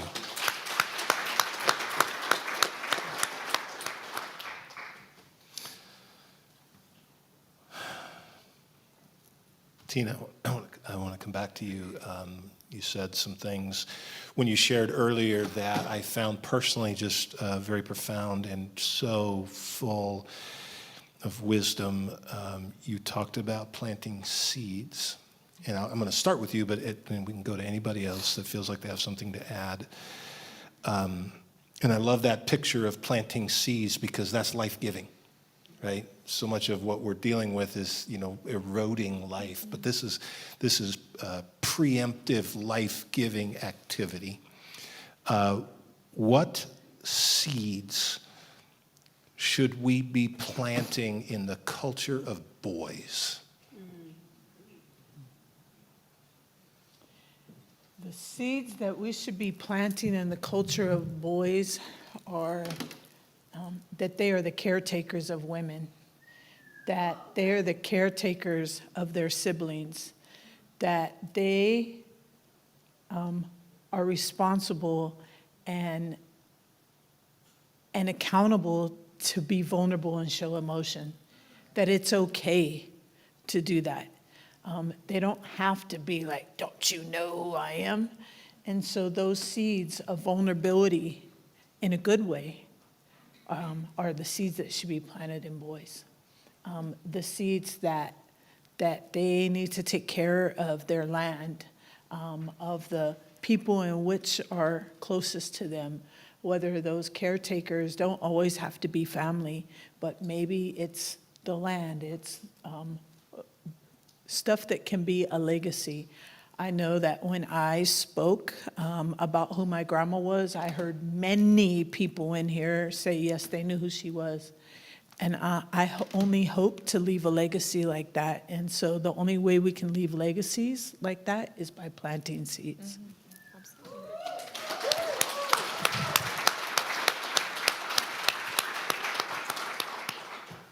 Please, somebody else take a go at that. So good. I got more. Go ahead. You. I think too, it's like from an early age, teaching kids like that they need to take care of their own heart and their own big feelings, but also having a sense of treating each other with respect and kindness and dignity. I mean, honestly, I think if kids even in preschool could understand that, you know, and if we're going to treat people with respect, kindness, care, dignity, if they learn that, then we won't grow up to be people who buy other people, because that treats people as a product and not as a person. And if we're treating people with care, respect, dignity, and you know, if our teachers instill that, if our parents instill that, if everyone instill that in kids, then that view people with those things, and you're not going to turn around and see them. Well, the goal would be that you wouldn't turn around and buy them. That's great. Can I double dip? Double dip. Go for it. Shoot, now I got old timers. I just forgot what I was going to say.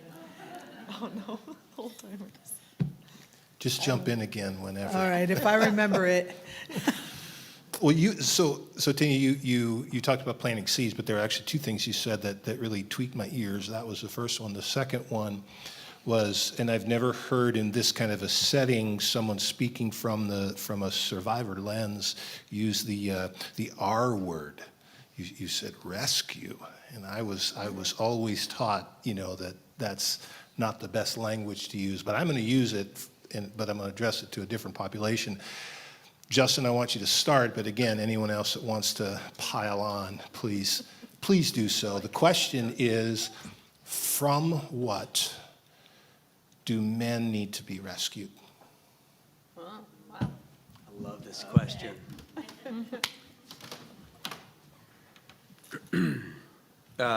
Men need to be rescued from this absolutely ridiculously unhelpful idea that we are narrowly defined by what we conquer sexually, professionally, and financially. And stupid stuff like how big our truck is, or how green our lawn is, or like that these are somehow definable core elements of who we are as a human being.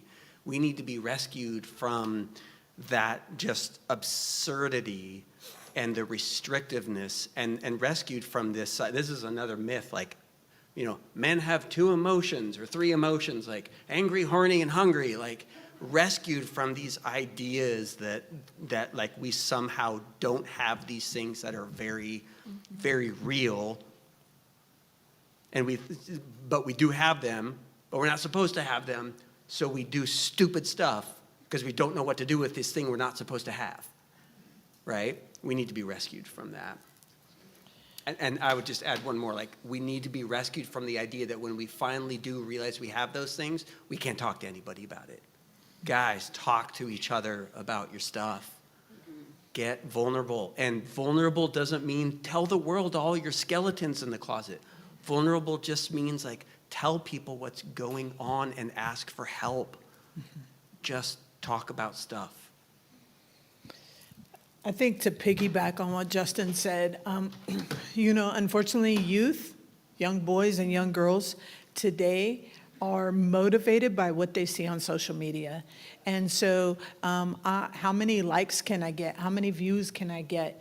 And if we can plant seeds, but also rescue these young people from thinking that the life that they see on social media is reality, because it's not.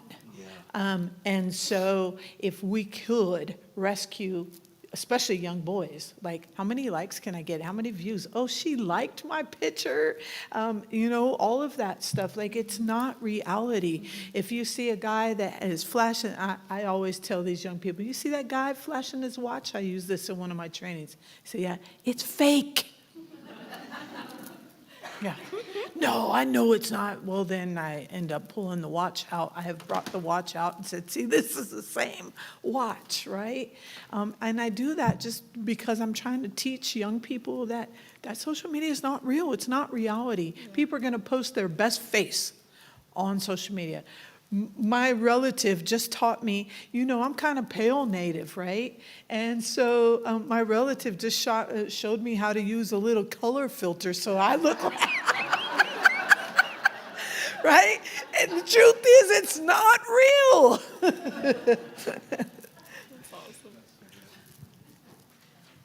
Can I recommend that this is just a subversive thing that just came to my mind? Let's start talking about how we need to rescue boys and men, and less about using that language addressing survivors. Because there's a huge search and rescue mission that needs to go on. So let's start talking that way. And then we can say, 10 years from now, when we really turn this thing around, you heard it here first. Started right in this room. I want to go to Christine real quick. Lauren, how are we for time? Just want to be respectful. 12. Oh, perfect. Okay, good. All right. So, Christine, you said half of U.S. trafficking cases, you use that statistic, or close to that, are familial. Mm-hmm. Who are the buyers, and are they different, like, from what you see than like the guys that were calling us today? Like, yeah. Is it a different population? So a large segment of those would be people who are pedophiles or prefer children. I mean, I know it's a little hard to hear, but like I said, the reality is that there's no mistaking a child as a child. Yeah. And I mean, there are adults who are trafficked as well by family, but that's the case. Sometimes people will be at an event and there'll be some preferential, maybe they're not solely, but most adults, they would feel comfortable buying sex from an 18-year-old, 17-year-old, 16-year-old, 25-year-old. That same random person who would see an ad, they're not going to be comfortable if they walk in and it's a 5-year-old. But a lot that's what it is. Or there are underground kind of, this is the dark web sort of situation. It's not your typical someone's on the street and the guy pulls up in the car or whatever. But who, there's parties for this sort of thing. Mm. There are brothels with kids only. So those type of people, they're not the same type of people that would stroll upon an ad or randomly see an ad and reach out and they're like, I've never done this before. I'm so ashamed to talk to you or whatever. And they're not looking for a relationship. It's dark.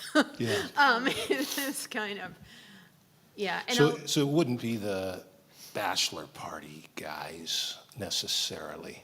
not necessarily. Yeah. I mean, it's possible, but not necessarily, I Yeah. wouldn't say. I had one interaction when early in years we were doing the patrols where a guy texted in, and I was, I had kind of identified myself as not a woman, and he got pissed and wanted to fight, threatened to kill. This was all through text, and he, when he saw that I wasn't, kind of budging, he shifted gears and started talking explicitly about how he especially loved, targeting kids. And it was the one time in my experience where I've had that, and it felt very different. It was a very different kind of conversation. And I think it's important to delineate this. It's wrong all the way across the board, but it is a different subset of buyers for sure. I have two things for each of you as we kind of wrap this up. I'm going to ask you a question, and then unless you're all talked out, I know Justin isn't because I know him well, but I want to give all of you a last word, and then we'll kind of wrap things up for the day. But the question is, from your specific lane, the work that you do right now, what would be the biggest win you could imagine? We'll start there. I'll go first. Go. I'll go first. For me, okay, let's just say that we're still treating the problem. We need more beds. We need more houses. That's the biggest issue that we have. I get it. We're all doing our part, but until we have combated this issue 100%, we need more beds. We need more houses. And so if that means that a specific individual, they can't be too square, but a specific individual wants to donate their extra room in their house specifically for transition for this individual until they can find a long-term bed, we need to start having underground beds. Because right now we don't have big beds, we don't have big agencies, and we're constantly trying to find somewhere and right now there's nowhere. Every now and then you find some beds here or a bed there, and you could keep a resource list, but if that bed is available today, 9 times out of 10, 6 hours from now, it's no longer available. Even an hour from now. Yeah. I will definitely hop on that bandwagon a little bit. I feel like a big solution is going to be if the 30 clients that are on my current caseload right now that I've been providing advocacy services for anywhere from the 2 years that I've been in this current role to the week that I just got them, I would love to see them all be housed and have them all have stability in that way, residential stability, because like I had mentioned during my presentation, a lot of the mental processing a survivor is going to be able to actually unpack is only going to happen when they have a safe place to do so, a safe place to land. And then additionally, once they've received that housing resource, to have the systems in place to be able to really wrap around that individual and provide them with numerous amounts of support, because I used to have a supervisor who would always coin the phrase, you can't be the only person in that survivor's life because you could get hit by a bus tomorrow. And I know that's kind of dark, but I use that because really it empowers me to empower my clients and survivors to really try to find connections other than just me. Yes, I think I'm pretty cool. My mom thinks I'm pretty cool. I feel like I provide really great advocacy services, but we really want that person to be surrounded by people who they can trust, people who they can go to, people who are maybe 24/7 responding services, because this isn't something that happens Monday through Friday, 8 a.m. to 4 p.m. This is happening all the time. So 24/7 services I'll add on as well. Thank you. Great. 2 more big wins.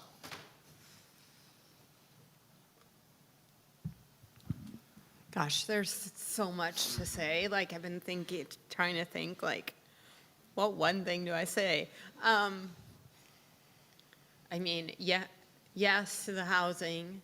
I think,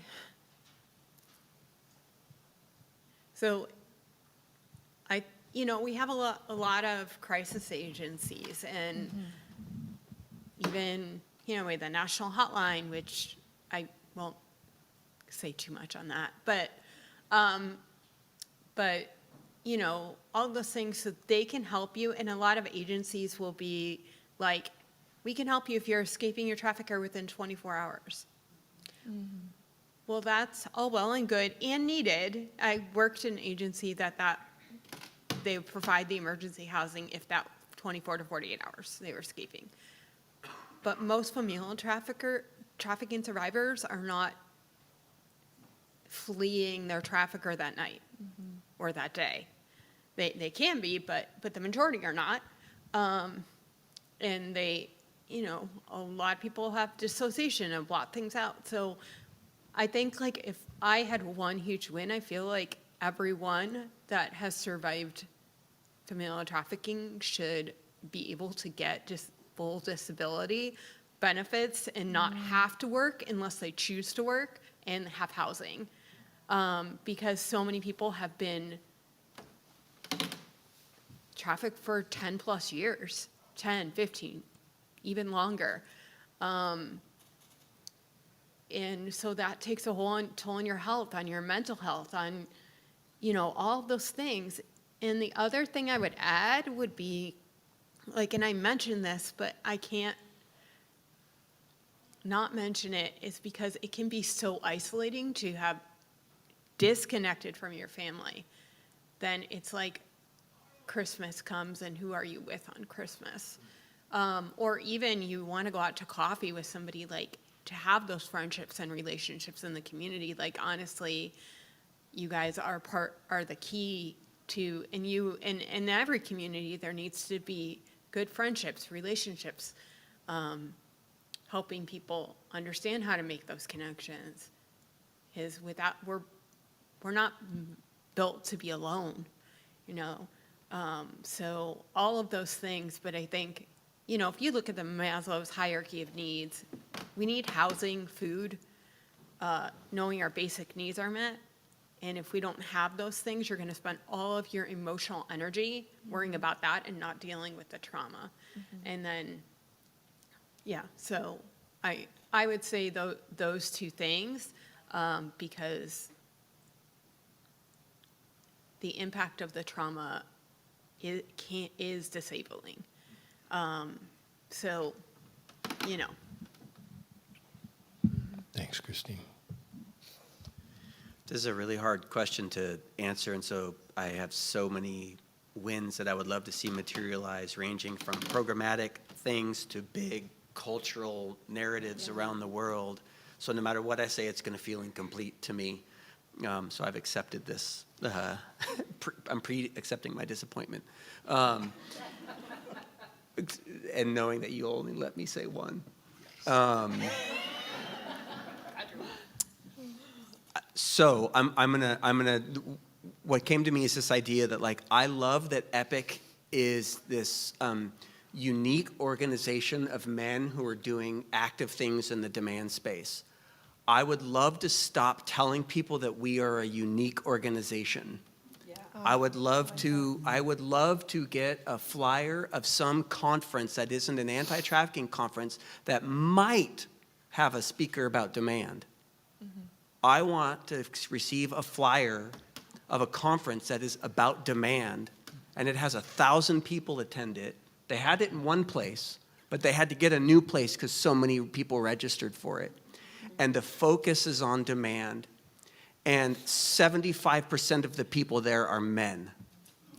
And multiple organizations at this conference walk away with new $1 million funders to focus on demand. And not because every nonprofit needs money, but because we have to find a way for there to be more support. Talking about demand can't be that nice party trick.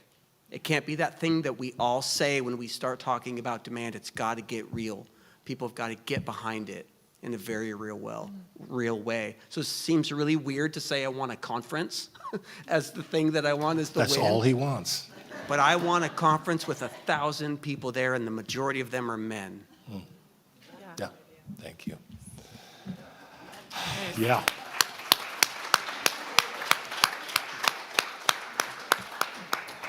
We are up here preaching to you, the choir.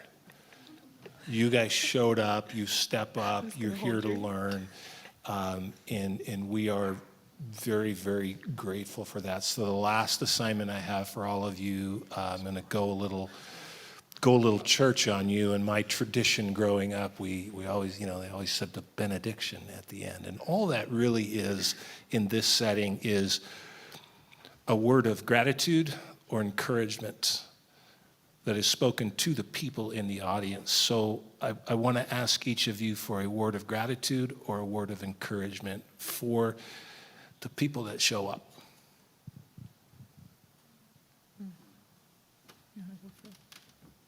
You got your word? I do, but You do? Go ahead. first. No, you go first. all right. Jeez, here we go. No, you. All right, my right hand man. Do you want me to go? No, we go. Man. Oh my God. She's got jokes. Okay. She's got jokes. So this is not anything that I was brilliant enough to think of. I once heard a pastor say that in religion, he wanted individuals to go deep and go long. I want to tell you, in this work, I challenge you to be seed planters and go deep, but go long. Like you're going to plant those seeds deep enough that they're going to sprout, but you're going to go long. And the reason is because here's the deal.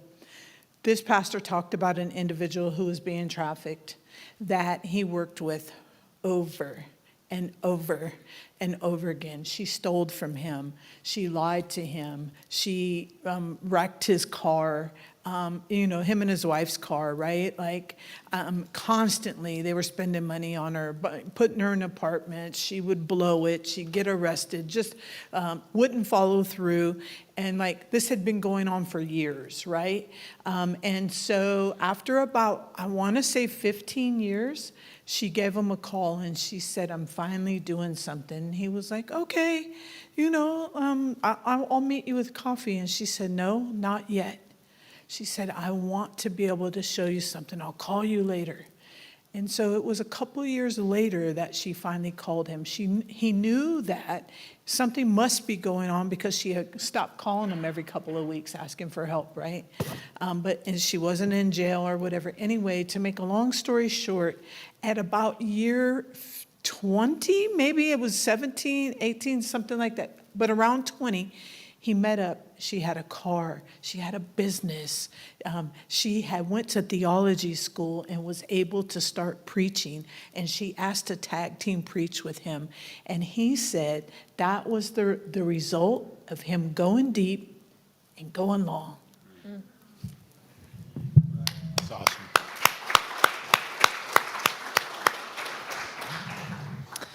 All right, you've inspired me several times today. Okay. I feel like my takeaway and what I would love for you all to take away, and this might sound corny, but just to be kind, along with what she just talked about with planting seeds. You do not know who, in the line at the grocery store or at the post office or your neighbors or people in your communities who are dealing with demons that you don't see. And I think if we are all a lot more kind to people, I hear from a lot of the survivors that I serve that it can take literally one person in their life seeing them and showing them kindness and compassion for them to recognize that they are worth so much. They are worth so much. We know that abusers put a lot of narratives in survivors' heads that they are worthless, that they are nothing. And I think that if we can all do our part in every facet of the community to just undo that even a little bit, that can cause a huge ripple effect over a long period of time. So that is my message to you all today, is just to be kind in your day-to-day and show a little bit of kindness to people. Thanks, Rosa.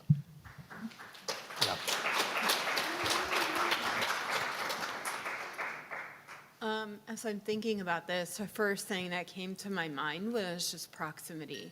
There are so many survivors that report like one person made the difference in their life, and that led to other people. So you don't have to be like a CEO or something, or you know, I always go to rocket science. I don't know why, but you don't have to like be, you know, have all these advanced degrees or anything. Just simply be a good person and a good neighbor to the folks around you. Mm-hmm. And then as I was sitting here thinking, God bless you, I've been really shaped by early, well, not early on, but like probably in my early 20s by Mother Teresa.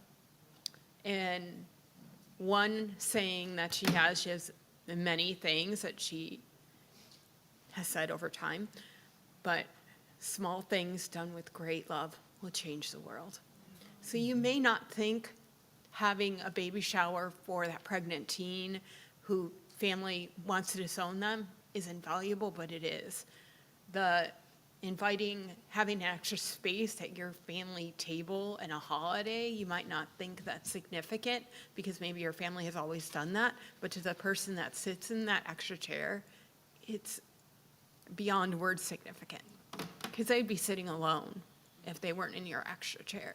So you may think it's a small thing because they were like, we had enough food anyways, but to that person who maybe doesn't have any family or doesn't have any safe people they can go to or anybody that's going to accept them, it's a really big deal, and it can make the difference between feeling hopeless and alone to feeling loved and valued. And I know you said one thing, but I want to say that that like knowing these good men really changes your view on men in general. Like not everybody's bad. Like knowing Tom, and there's other guys that aren't even involved with Epic that I know are just good, decent men, good fathers, good husbands. And that really shapes your view. If you can just be a good person, it can really change a trajectory for someone that's even currently being exploited, you know? So anyways, that was way too much talking. I know, sorry, guilty.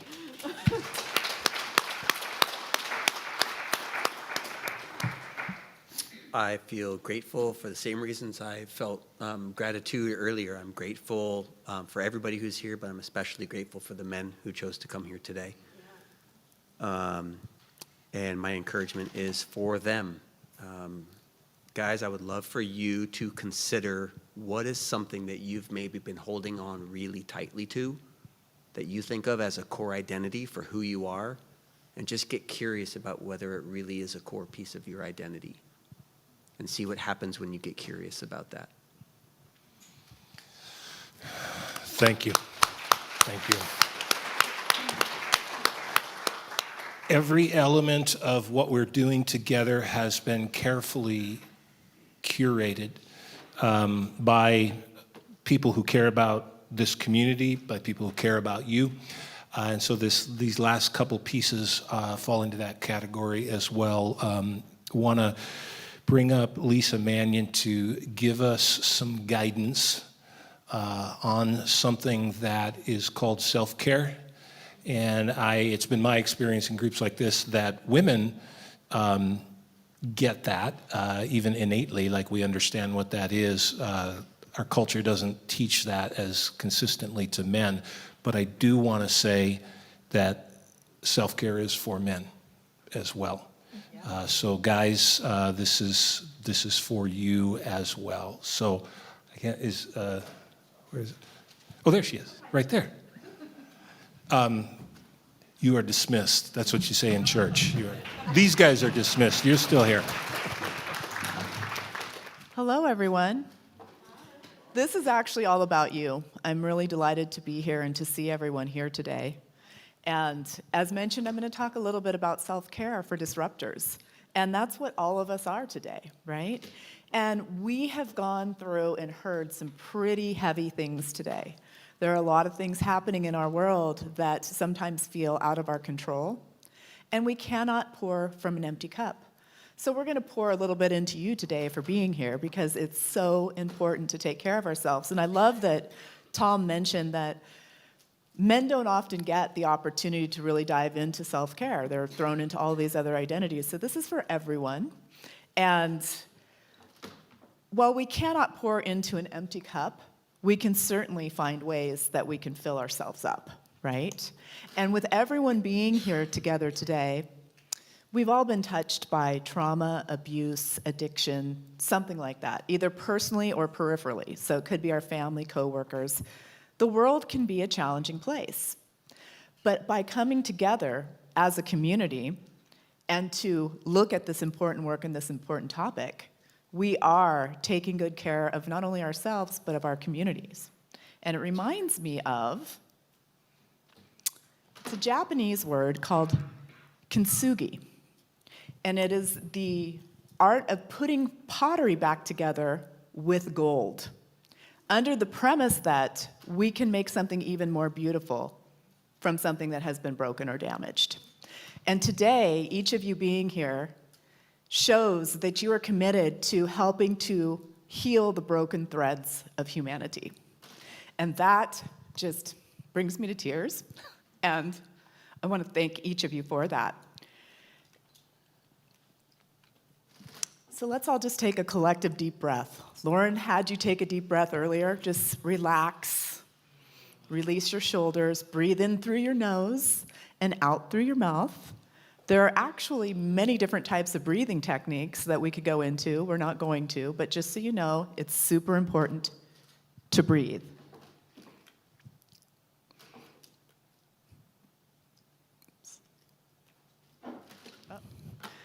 Well, they're getting ready to go to the next slide. What I do know is that you're going to need your journal for all of this because we're going to walk through, just first of all, we're going to walk through some ideas of how we can actually take really good care of ourselves.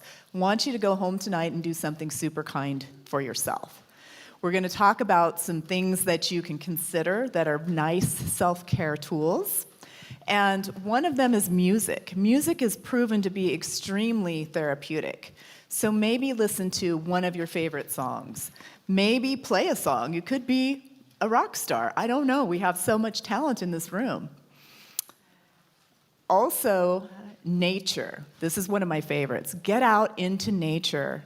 Do what you can to enjoy the outdoors. It will ground you. It will reset you. It will get your circadian rhythm going again. All of these things. And then, one of my favorites is hugs. We need 4 hugs a day for survival. We need 8 hugs a day for maintenance, and 12 hugs a day for growth. And I don't know about you, but I'm not getting that many hugs a day. So think about how therapeutic hugs can actually be for you. And finally, being present, and that's what each of you are doing here today in this room. It's so important to just take care and be present. Brings us to the next one, journaling, and that's what we're going to do. We're going to cue up some beautiful journaling music. We have some journaling prompts for you, and I want you to kind of go in and think about how today impacted you, and also what you can do for yourself this evening that will be a really nice treat. So we're going to cue up some music. We're going to play that while you're just journaling for a few minutes, and then I want you to think of one thing you're going to commit to for yourself this evening. Okay, so we're only going to take a few minutes to journal, but if we can start that music, that would be fantastic. Great. So think about, as a disruptor, what you're going to do to commit to yourself. What are you going to do for yourself tonight, but long term, right? Not just in the interim, not just tonight I'm going to do one nice thing for myself and I'm good. How can we incorporate this into our daily lives? How can we make this happen? Okay, we're going to wrap up the journaling for today, but hopefully you've jotted down some of these prompts. And one of the things that I'd love to do just real quickly, we're going to take a quick minute to do this. I'd like you to just shout out popcorn, one thing that you're going to do for yourself tonight to take care of yourself, for self-care.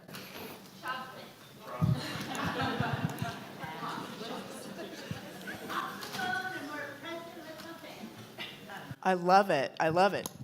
Start the gratitude journal at the end. Fantastic. Super fantastic. So there's so many things that we can do. They've given you, people shouting out have given you ideas, and there's many, many other ideas, and we have something kind of special for you as well. One of the reasons that I'm talking to you about self-care, you might be curious about that. You can find out more information in the program, but I wrote a book, which is my love letter to humanity, and it is called Spiritual Sugar, The Divine Ingredients to Heal Yourself with Love. I'm a cancer thriver, so I had to learn by default about self-care. And Tina, who has inspired me throughout the day, said, hey, how do I get a copy of your book? And I said, well, we've got a surprise for you. So I held one aside to give to Tina, which I'm going to give to her when we're done here. But I wanted to say something about the connections between everyone in our community. So Tina comes from Humboldt County, and that's where I grew up. So seeing her here and seeing that represented in the good work that she's doing in an area where I grew up, where I know there needs to be a lot of attention and care, just really touches me. So thank you, Tina, and I've got a book for you. Now, for everyone else, we've got 99 more books, thanks to my dear friends. Oh, whoops, that was supposed to be up there. There's the book. Thanks to my dear friends at Deer Creek Vineyards who live in Selma, and the vineyard is near Selma, which is actually right down the road from where Rebecca grew up in Cave Junction. So as we're looking at how the tapestry is all being woven together by all of the different people that came together in this room, you're a part of that, and you never know who you're going to touch or how you're going to touch that. So big thank you to the Hesters for their generosity. What we're going to do with the books, as soon as we're complete and Lauren has finished up with all of her beautiful closing words, they're out on the table where the lanyards were. So you're welcome to take one. It's our gift to you so that you can dive even deeper into self-care. There's over 30 different ideas for self-care. There's a lot more in there too. And I just want to encourage you to go deeper into that. And it's interesting because I originally wrote this book with women in mind. And so when the EPIC project gentlemen were talking about how important it is for men to have self-care as well, I make sure that I address that in there too. Primarily I do work with women, but my editor was looking at it. She said, you know, there's going to be some really good men that find this book. And I said, I sure hope so, and I sure hope it helps everyone. So I want to thank you all for being here. We had hoped that Wayne would be here to accompany me this evening with live music. Unfortunately, he was not able to make it because he became ill. But he's another good man doing great work, so I just want to give him a shout out. And I want to thank each of you for being here.